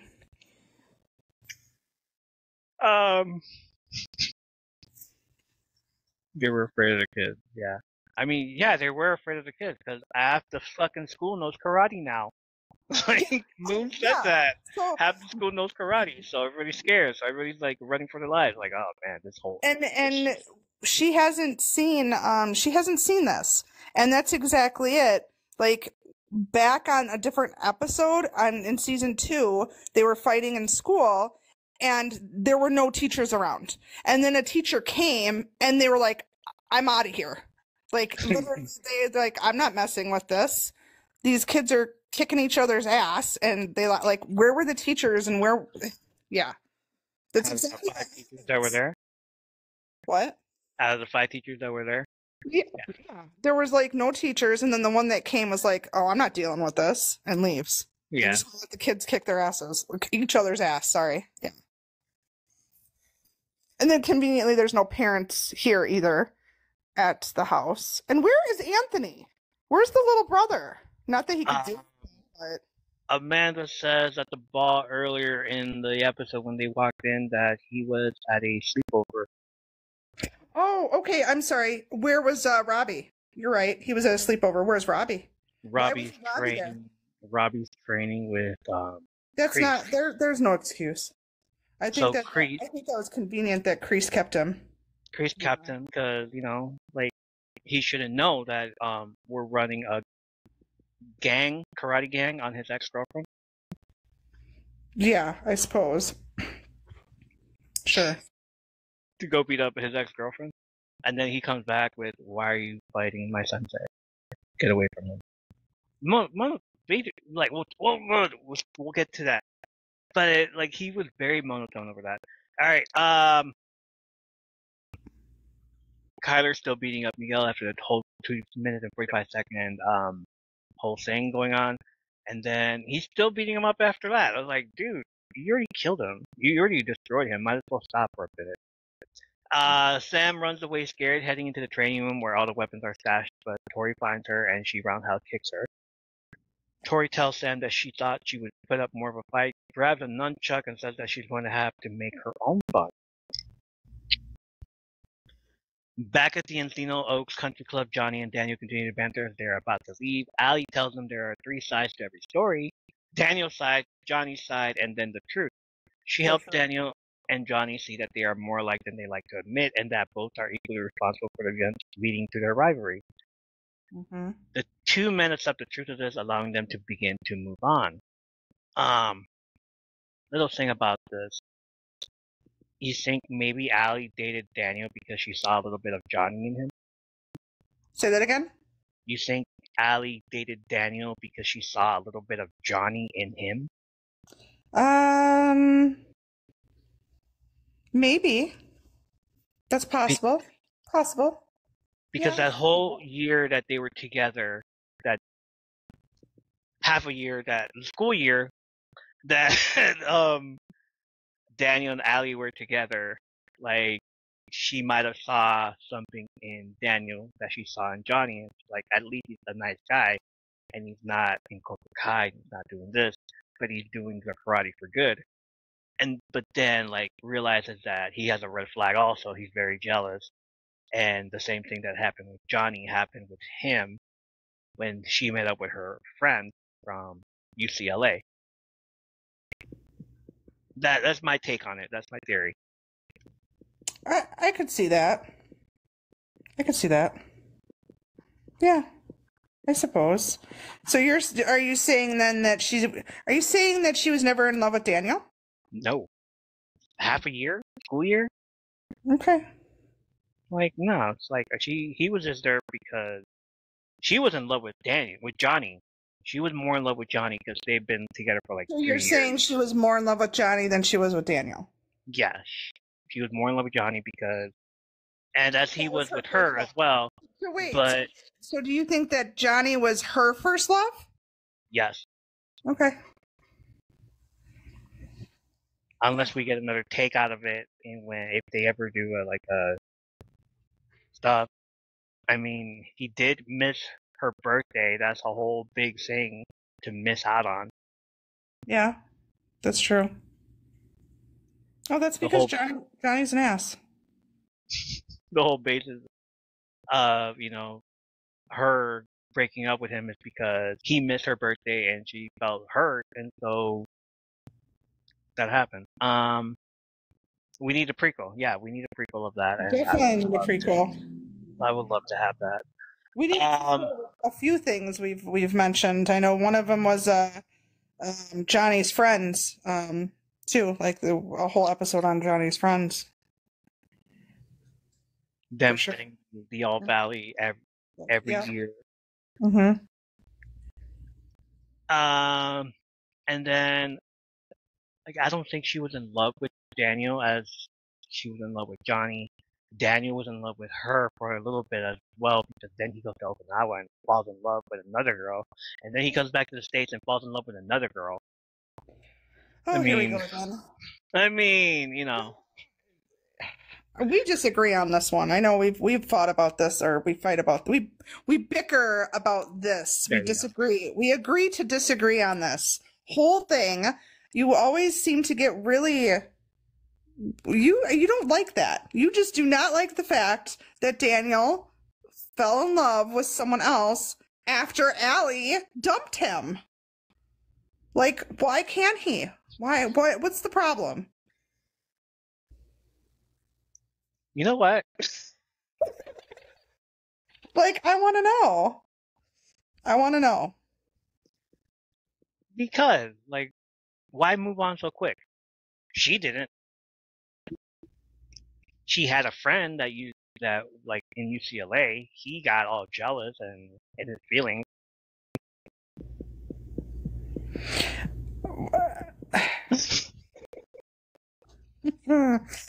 No. Like, now that we know the story that doesn't make sense because, again, it doesn't add up to the Karate Kid movie, that part doesn't add up to the Karate Kid movie. Now that we know how they broke up, I don't know. It's a little confusing. And then, yes, now it's confusing to the fact of, if we're going by the Karate Kid movies, Daniel had every right to fall in love with, what is her name? Kumiko. Yes. Kumiko. And I don't think that was love either. It's more like I know, yeah. You can't really fall in love in a 2-hour movie, right? I mean, does that happen? 2-hour movies? Come on. Yes, they do. Of course. How long was he there? Like 2 months? 2 months, We don't know how long he was there. He could have been there a few weeks. He could have been there a month. We don't know. 6 weeks. Okay. Answer my question. Oh, yeah. We're waiting for the answer to the question I asked. Which was, I just answered it. I don't think you did. Yes, I did. Unless the answers are getting delayed or the comments are getting delayed. Probably. Or we did not. You were typing at the time. I already said it. Well, okay. You say so. What was it saying?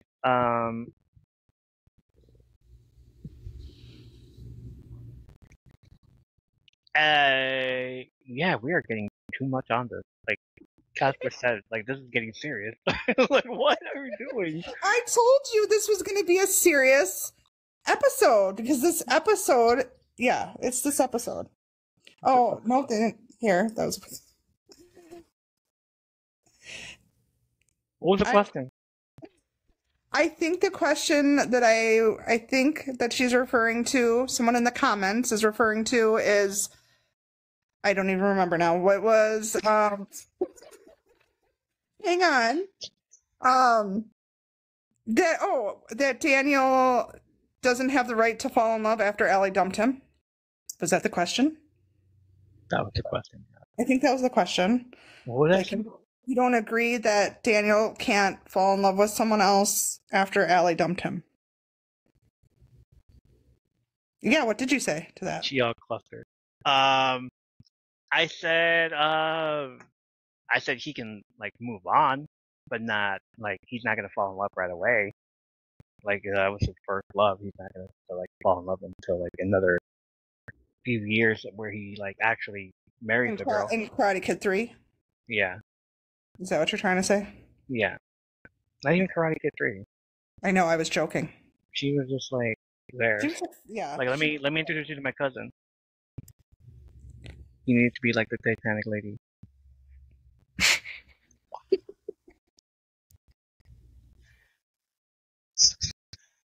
84 years? 84 years? Wait. I'm sorry. I really have to argue this because you're saying he did not fall in love with her, but yet he fought.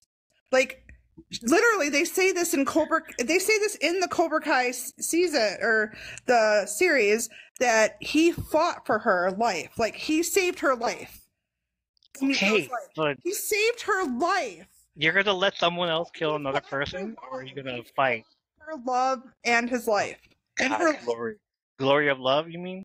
Yes, right there. That's the song. Like, you're gonna let someone else beat up some girl and like don't do it. Like, but I have to. Oh my gosh! Like, I already saved this whole village. Might as well save her. You know.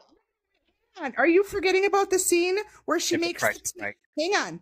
She made the tea for him. He drank it. They were in love.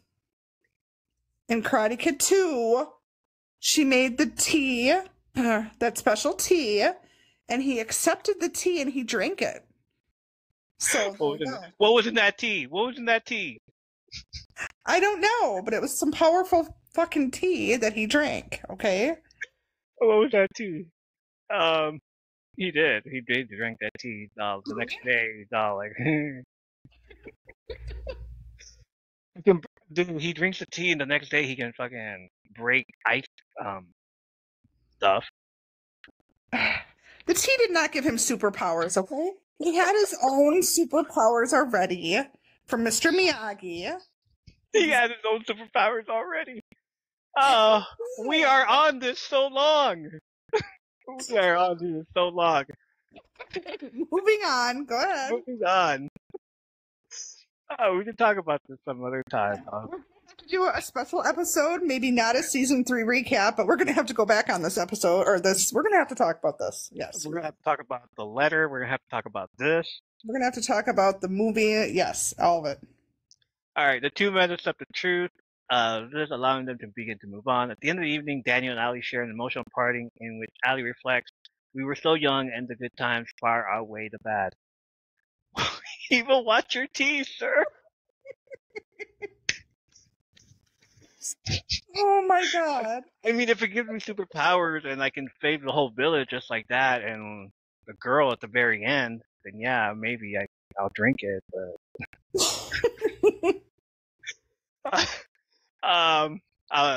the good times far away the bad, and that's how she will always remember it. He gives her another hug, wishes a Merry Christmas to Johnny, who wishes it back to him, but calls him LaRusso and then calls him Daniel, showing him respect.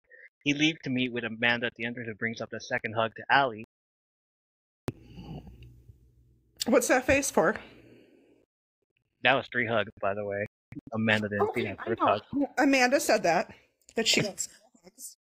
Like, yeah, it's like, why give her another hug? Why not?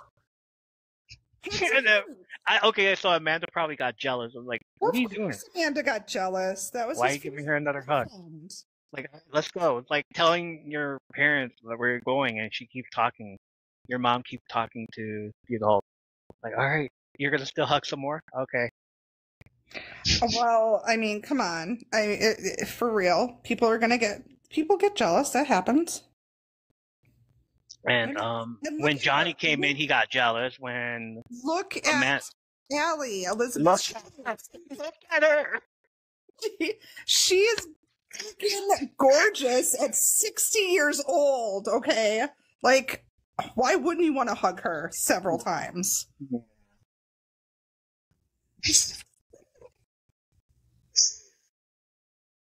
Daniel says he still has more in the tank, but maybe they should head home and get them into some trouble. Yeah, maybe you should have gotten home by now. Right? Maybe your house wouldn't be destroyed. Oh, God. Back at the training room, Tori is still trying to beat up Sam with the nunchucks, destroying some of the decorations in the process. Tori smashes the photo of Mr. Miyagi, which Sam decides now to use it as motivation to fight back.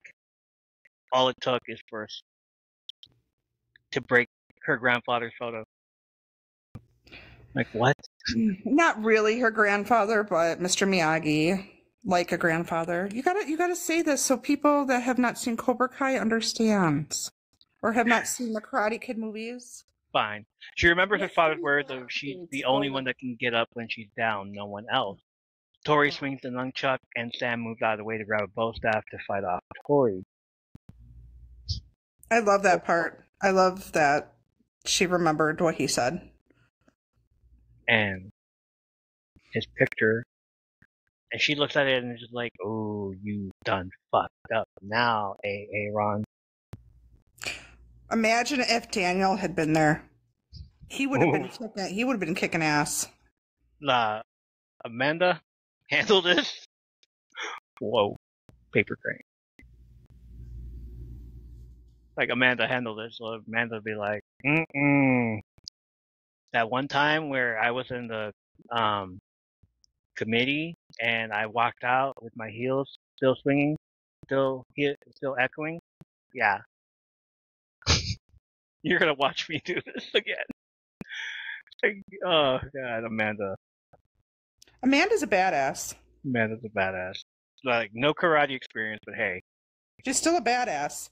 She doesn't need karate experience. She's just gonna slap a guy and that's that. Sweaty slap. Wet slap? Is that what it said? Wet slap. Ugh. Keep going. I don't want to hear about a wet slap again.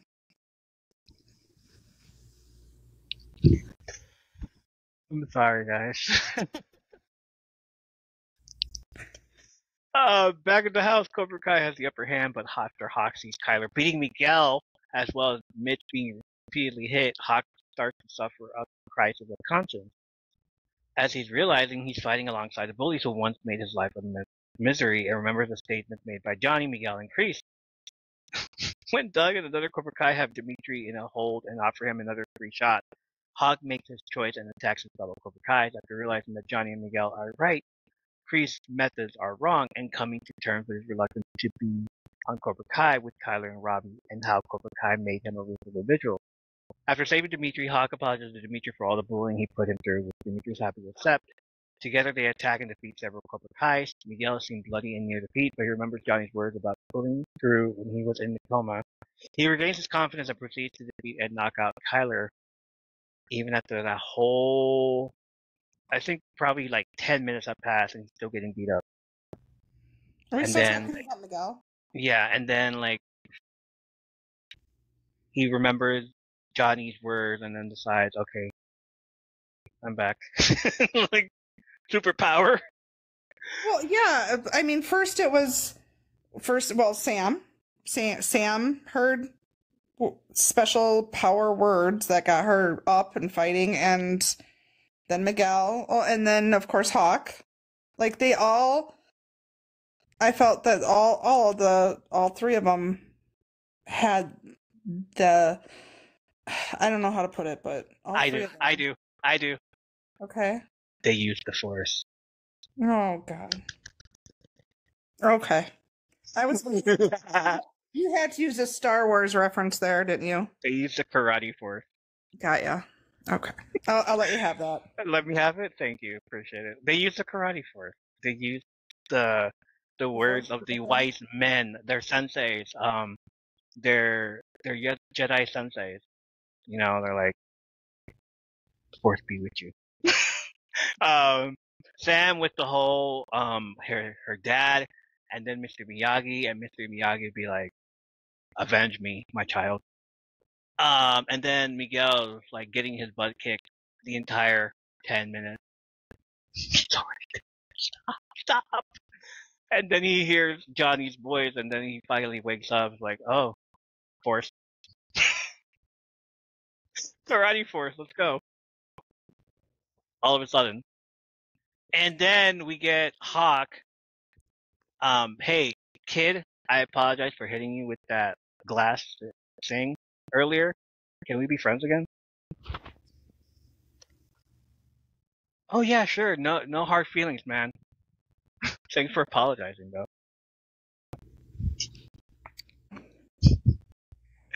After defeating Cobra Kai's in the house, Miguel, Hawk, and Dimitri head to Miyagi-Do, where Sam has just disarmed Tori with her bow staff. Hawk and Miguel convince Tori to stop the fight, which she begrudgingly does while calling Miguel and Hawk traitors.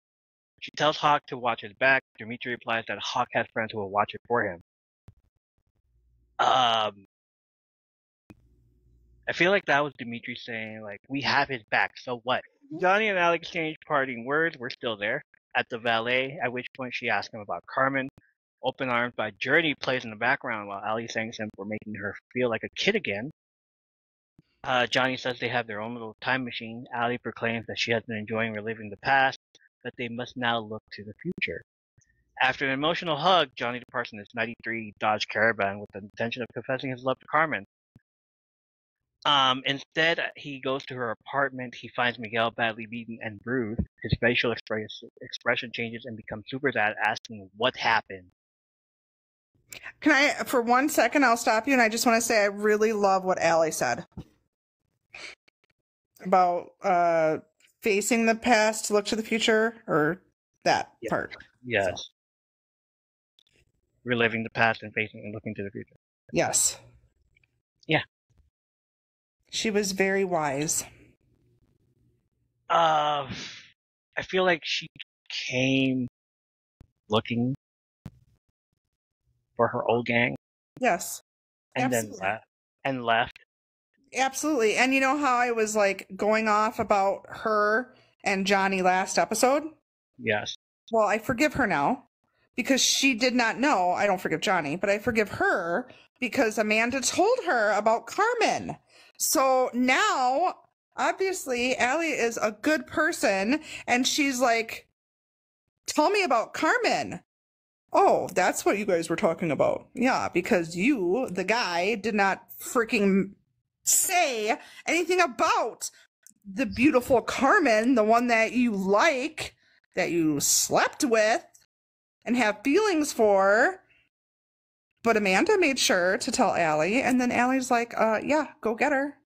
She's a good, yeah, see? So I'm okay with Allie now. That's all I'm saying. Johnny, not so much, but Allie, yes. Go ahead.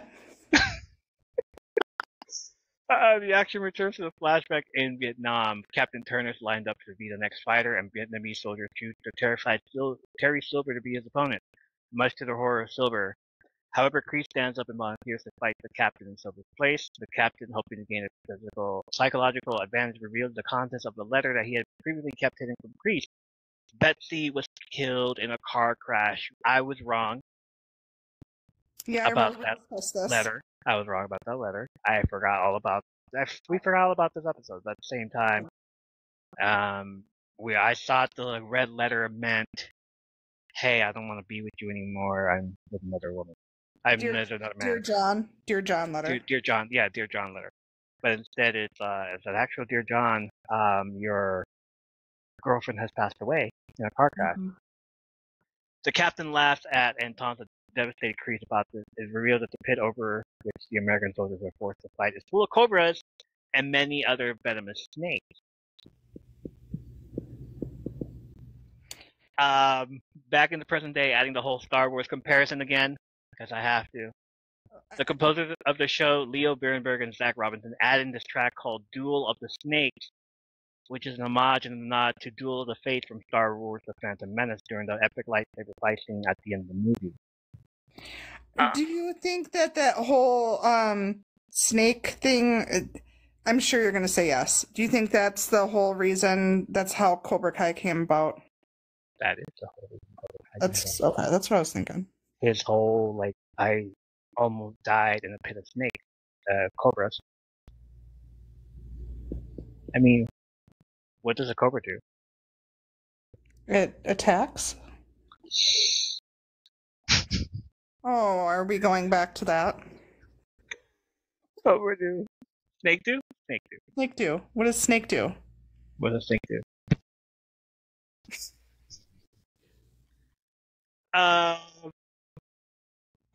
The whole duel of the snakes here starts off with an enraged Johnny who learned that of the LaRusso house fight, arrived at the Cobra Kai dojo, kicking in the doors and fighting Kreese training Robbie. It felt like that too, just like the whole Star Wars comparison. It's just like, fucking Johnny as Obi-Wan and seeing his young Padawan Anakin. You were supposed to bring balance to the Force, not leave it in shambles. And Robbie's all like, come, join us, please. Kreese insists that 3 generations of Cobra Kai will melt this whole snowflake generation. But Johnny rejects Kreese's offer to join forces and aggressively attacks Kreese, causing Kreese to fight back. Johnny strikes first, by the way. The two have a big fight as flashbacks of Kreese losing to Turner and their fight in Vietnam are being interspersed. Johnny and Kreese fight and both fight for the upper hand. Kreese sometimes has the upper hand, but Johnny has it for most of the fight. Eventually, Kreese kicks Johnny in the stomach and sends him against the wall. Johnny gets one of the weapons thinks that about stabbing him, but drops the weapon when Robbie shouts, "Don't do it." Johnny then slips Kreese into the ground and starts repeatedly punching and battering Kreese's face, making it bleed badly until Robbie intervenes, trying to fight his father. Johnny tries not to retaliate, but easily blocks and ends up accidentally throwing Robbie into a locker, knocking him out in extremely brief momentary anger. Johnny regrets it and immediately then tries to help Robbie. I wasn't expecting that. No. I feel like that was unnecessary, to be honest. I just feel like it felt like watching all these superhero movies and the hero has to hide his secret from the villain or the girl, so they get knocked out, and then he reveals his superpower to the villain, and then the girl comes through and it's like, what happened? You missed the whole fight. Yeah. And he basically misses the entire thing of like Kreese and Johnny and Daniel talking about you sent them to the house. Mm-hmm. Yeah, that's what I'm saying. Like, I don't know. It bothers me that Robbie is. I feel like he's not getting the whole story. He's not. He was knocked out. Yeah. And it's so dumb that they did that. They should have just done something else with it. Like, Yes, But and sometimes Johnny, that they did that. Johnny immediately felt bad, but like, why would you? I don't know. I don't agree with that either. Because he doesn't know that Kreese sent the Cobra Kai's over to beat up his ex-girlfriend. Right? That's what I'm saying too. I would feel that if Robbie knew that they were going to attack Sam and it was because of Kreese, like he wouldn't. I guess it makes sense because they have to have Robbie under Kreese's power or whatever you want to call it, under his, Old man power. old man power. Yeah. In the flashback, Kreese is on the verge of being thrown into the pit by Turner, and the latter berates him for being unable to shed his humanity. However, Kreese manages to regain his footing after stabbing him with a bamboo stick.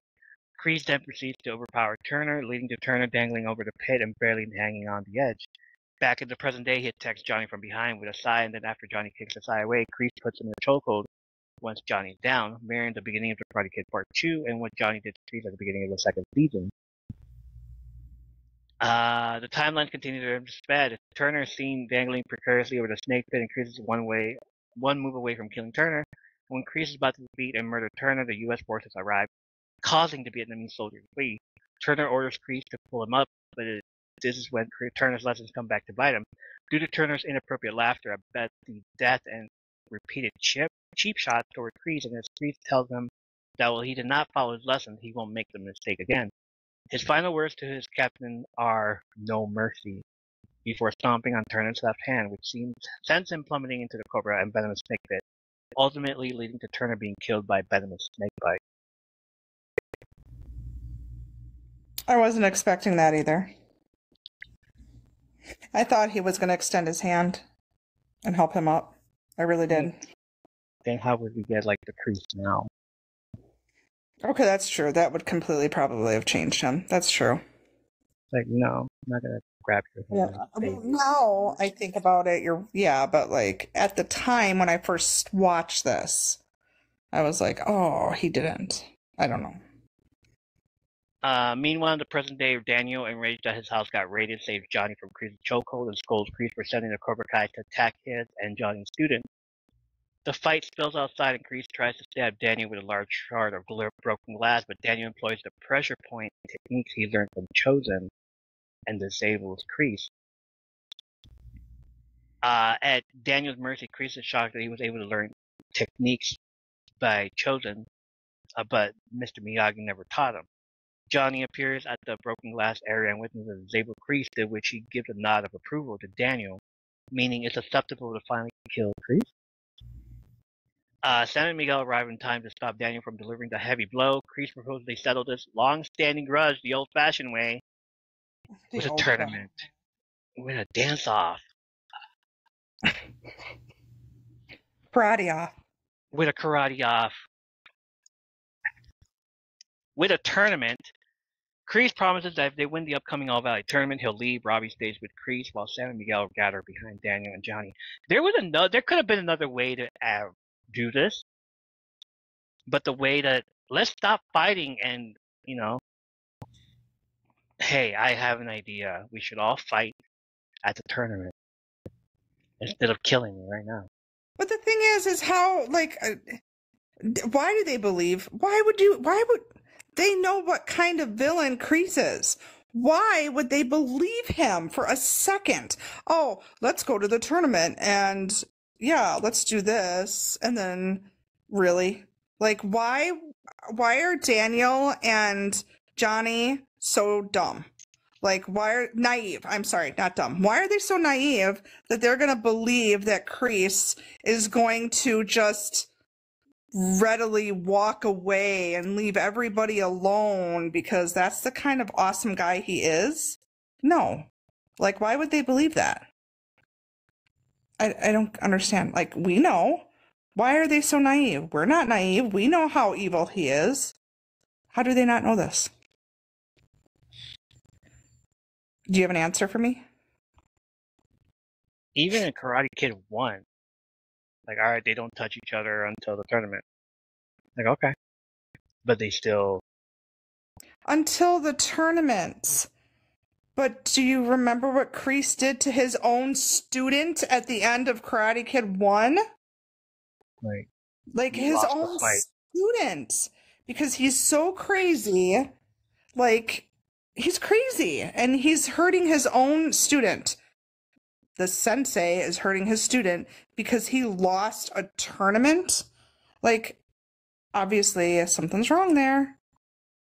If they would remember this, they should know better that Kreese is not just going to walk away and let it go. He has to win. Yeah, he does. Like, he has to. He has to win, of course. The whole thing where let's all stop fighting and propose for the tournament. And I'm just like, no, why would you stop fighting right now? Doesn't make any sense. Same as every other, like I said, like with the dance off. Like, what? Like, I was waiting for like an actual thing. Like, let's do a dance off. No, let's do karate off. This is like so 80s. This is so 80s. Just means they do that because you don't like him so much. So true. So true. Yeah, it is. It is. Listen to past episodes about it, and she will like go off about it. I do. I go off about him all the time because I can't stand him. So Kreese promises if they win the upcoming All Valley tournament, he'll leave. Robbie stays with Kreese. He finally comes through. Like, come on, Sensei, get up. And like, he misses the entire argument about, Everything. Tell Daniel leave and tell Johnny leave. Like, shut up. You were just knocked out. I know. Like, you don't know what's going on, and then you're going to tell your dad and the person that was like a dad to you and was there for you for like everything in the whole second season, and just leave. I'm going to stay with this evil villain right now. Okay. Kreese was like, look at me. I'm your daddy now. Yeah, pretty much. So we go gather behind Daniel and Johnny, and they leave too.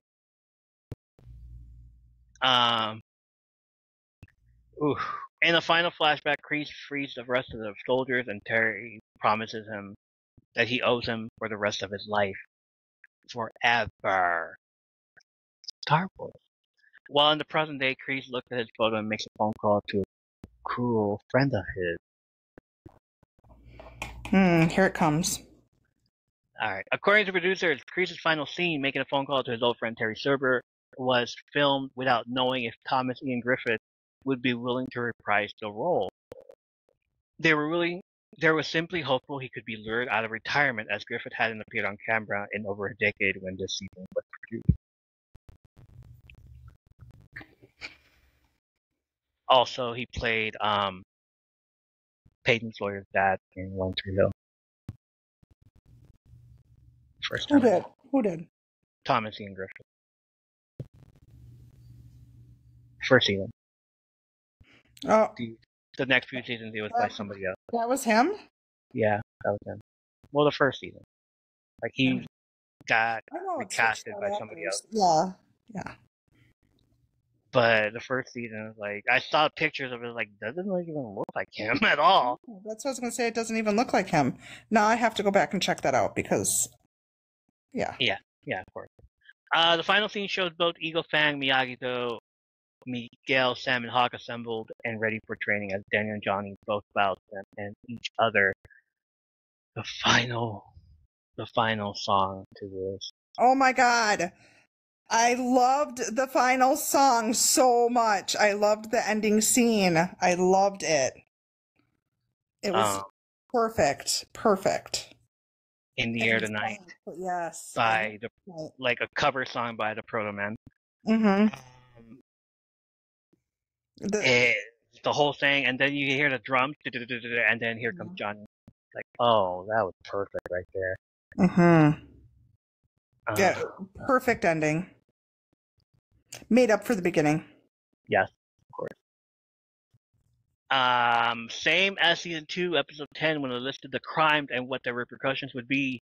Under California Criminal Code, all of the Cobra Kais who participated in the attack on the LaRusso family house have committed CPC Section 459, a felony, and could face up to 20 years in prison. You're all going to prison. Since Cruz is the one who ordered the attack, he would face a lengthier sentence. You're all going to jail. Yeah, why is that? Every damn one of y'all. Yep. Especially Hawk, who is the freaking person with a stick. Oh my gosh. Instigated. Oh, he came in. He is part of this whole problem as well. Sorry, Hawk. This was also the last episode of Cobra Kai to operate under a YouTube Premium, formerly YouTube Red, budget. When the first and second seasons were moved to Netflix, it became a Netflix budgeted show, and then on season 4 would be the first season to operate under a Netflix budget. That's interesting. I did not know that. Yes. Okay. Badass scene. You want to know mine first, huh? Go for it. Badass scene. Hawk. Which part? Hawk. When he goes and he saves Dimitri, when you're thinking that he's gonna run and he is gonna hurt Dimitri again, and he gets the other ones off of him and saves Dimitri, and they look at each other and they're like, let's do this. That is the badass scene. There's a lot of badass scenes, I'm gonna say, in this episode. There really are. But Binary Brothers. That was my number one. That was my number one. That was your number one. Binary Brothers. But that's not the last. But that was my number one. First, 2 minutes and 45 seconds. That's your badass scene. The 2 minutes and 45 seconds. So that whole fighting. The whole fighting scene was amazing. The whole, camera going like this the entire time, not stopping for anything. Everybody in sync. Everybody doing their own stunts. Everybody going through there, and like it doesn't stop. And it's like a 2 minute and 45 second fucking scene, and I'm just like, what the hell? Oh my god, this is awesome. Okay, and then it stops perfectly at Hawk. Yes. Getting ready to do that. Oh my gosh, that scene was just intense, and Hawk's moment. That was Hawk's moment. Do you like this fight scene better than season 2 finale fight scene in the school? Fight scene in the school felt like, okay, they're doing it at school. At least they have like people that will stop it and people are around.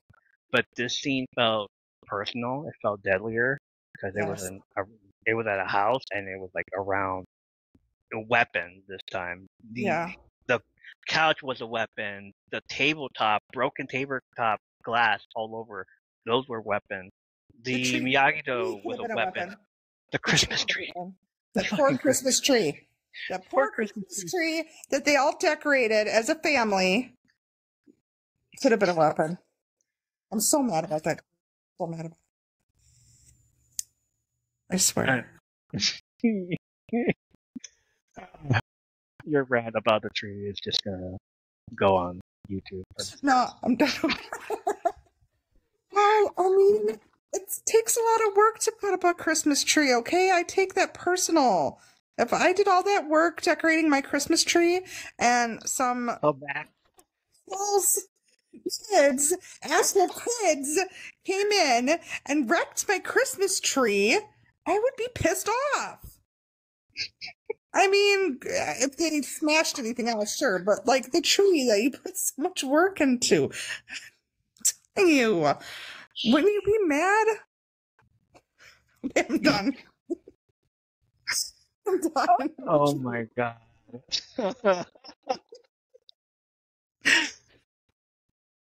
Over a Christmas tree. Wow. I like Christmas, okay? And like I said, it's a lot of work. I put a lot of work in my Christmas tree, that's all I'm saying. And of course the second badass scene that I saw was the duel of the Cobras. The whole soundtrack to this. Just like, oh god, from them fighting over the Christmas tree, what was it? Jingle of the Cobras. And then here to Duel of the Cobras. Like, so amazing, so awesome.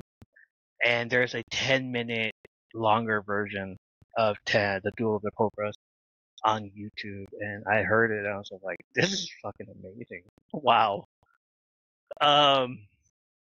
What about yeah. when Daniel came in? What about when Daniel came in? Like, I think another badass scene was when Daniel came in and Helped? yes, Like, how dare you? Like, he came on his own accord. He wasn't expecting Johnny to be there getting beat up. As soon as he saw him, like, all right, I'm gonna help him. And then he looks over at Robbie. Oh no, Robbie. Help Johnny. Help Well, Robbie's like, what do you mean? He's unconscious. Why wouldn't he be concerned about the kid? You know who did it? Johnny. What are you gonna do about it? Johnny accidentally hit him. He didn't hit him. I think he didn't. Accident. He threw Well, him. he pushed him. He pushed him, and like Yeah, he pushed him. he just happened to have hit himself in the head, knocked himself out because he didn't like. Ryder decided he can't know about the real reason why they're here. Just like he pushed the radio onto Daniel. Exactly. Like, it's not his fault the people he pushes are like... Oh, here we go. Hey. Final thoughts of the show. You go first. Best episode of the season, number 1. Even though we like deliberately killed it, the entire thing for the writing, who cares? I think it was the best episode of the season. Oh, absolutely the best episode of the season. I think it's one of the, to be honest, it's probably one of the best episodes. It's top 5 episodes out of the whole 6 seasons for me. Well, I'll say 5 seasons. Like, it's probably one of my top episodes to be. I mean, and that could have to do with Allie. It has to do with, like, so many factors. But yeah. We saw everything here. We saw Allie. We saw a comeback. We saw a reunion. We saw Allie leaving.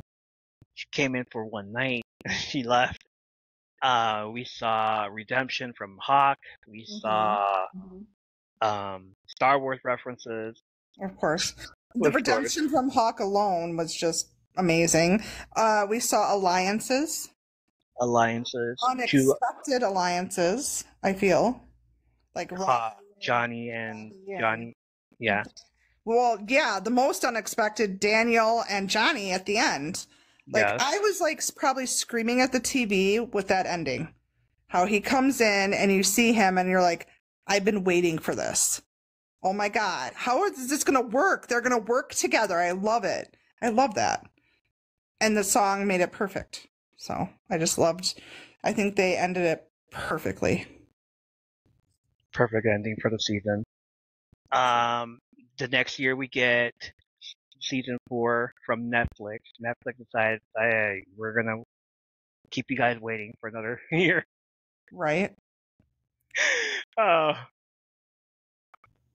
Just like they're splitting up the 3 parts for season 6 and making us wait 6 months in between each one, or whatever it is. 3 months.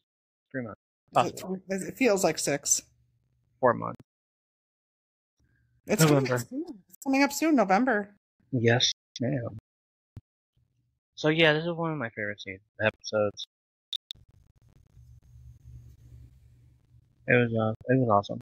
I enjoyed it. And I knew this was going to be a long episode. It's not going to be as long once you edit it, but yeah. Yeah. This is a long episode. It's going to be a fun one for you to edit, but yeah. I think it was a great episode. The whole thing. And I'm sure you're ready to end it, right? The third co-host here, you guys in the chat, you guys are awesome. Thank you for sticking around. Yes, thank you. So great. Yeah, ready to end it. You ready to go? You ready to end this? Sure. I feel like something. What was want to repeat the question of the week? Recap that? No, yes. Question of the week. What was it? Do you remember? I knew this was going to happen. No, it was sent to me by Micro. Micro did send it to me. Oh, Yes, we okay. were just getting to that, Kat. Yes. Hang on, and I can tell you exactly. Hang on one second. And Okay. okay, I got the question. Have you ever been embarrassed filming content in public before? Like, for any social, like any socials, like say TikTok, Instagram, Snap, Twitter, Facebook, Facebook. anything. Have you ever been embarrassed or like been embarrassed because you've gotten caught by somebody that doesn't know basically what's going on, like outside? Have you ever been embarrassed? So that's the question of the week. This question came because Micro got caught doing a TikTok, a spicy TikTok by the Spicy. FedEx guys. Yeah. And the FedEx guys are all like, what? What's happening? Yes. So thank you, Micro, for the question of the week and sharing that story with us. That was great. So that's we want to know all the things, guys, as usual. We'll put it in we'll ask the question all week long. Mm-hmm. We out of here, right?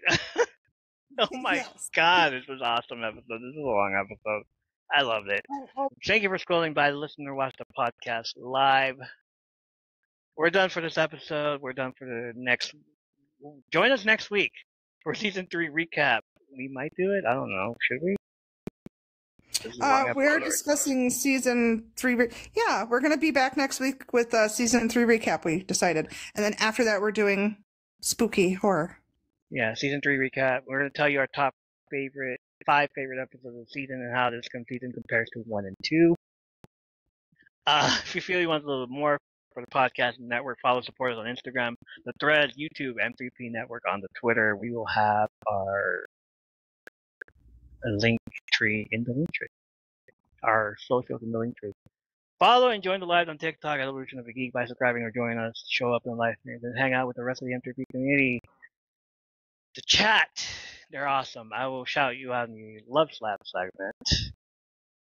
So big shout out to the following people: Menace Smiling, Brandi, Leanna, Moonlight Dancer, Lorefield, Mike W, Lily Linguini, Greg Levance, Forever Jane, Micro Midget, Free, Bifurcation Queen, Forever Miss Dawn, Mom's Little Baddie, JC, Cat, Alexandria, Cat Queen, Mr. Diablo, Stabby Tabby, Raven Beauty, Funnybone 96, Footy's Transition, King Chicken Hawk, Eliza Queen, Skylight 84, Katrina Hannah, Silly Little Redhead, who's at TwitchCon right now, who's having fun.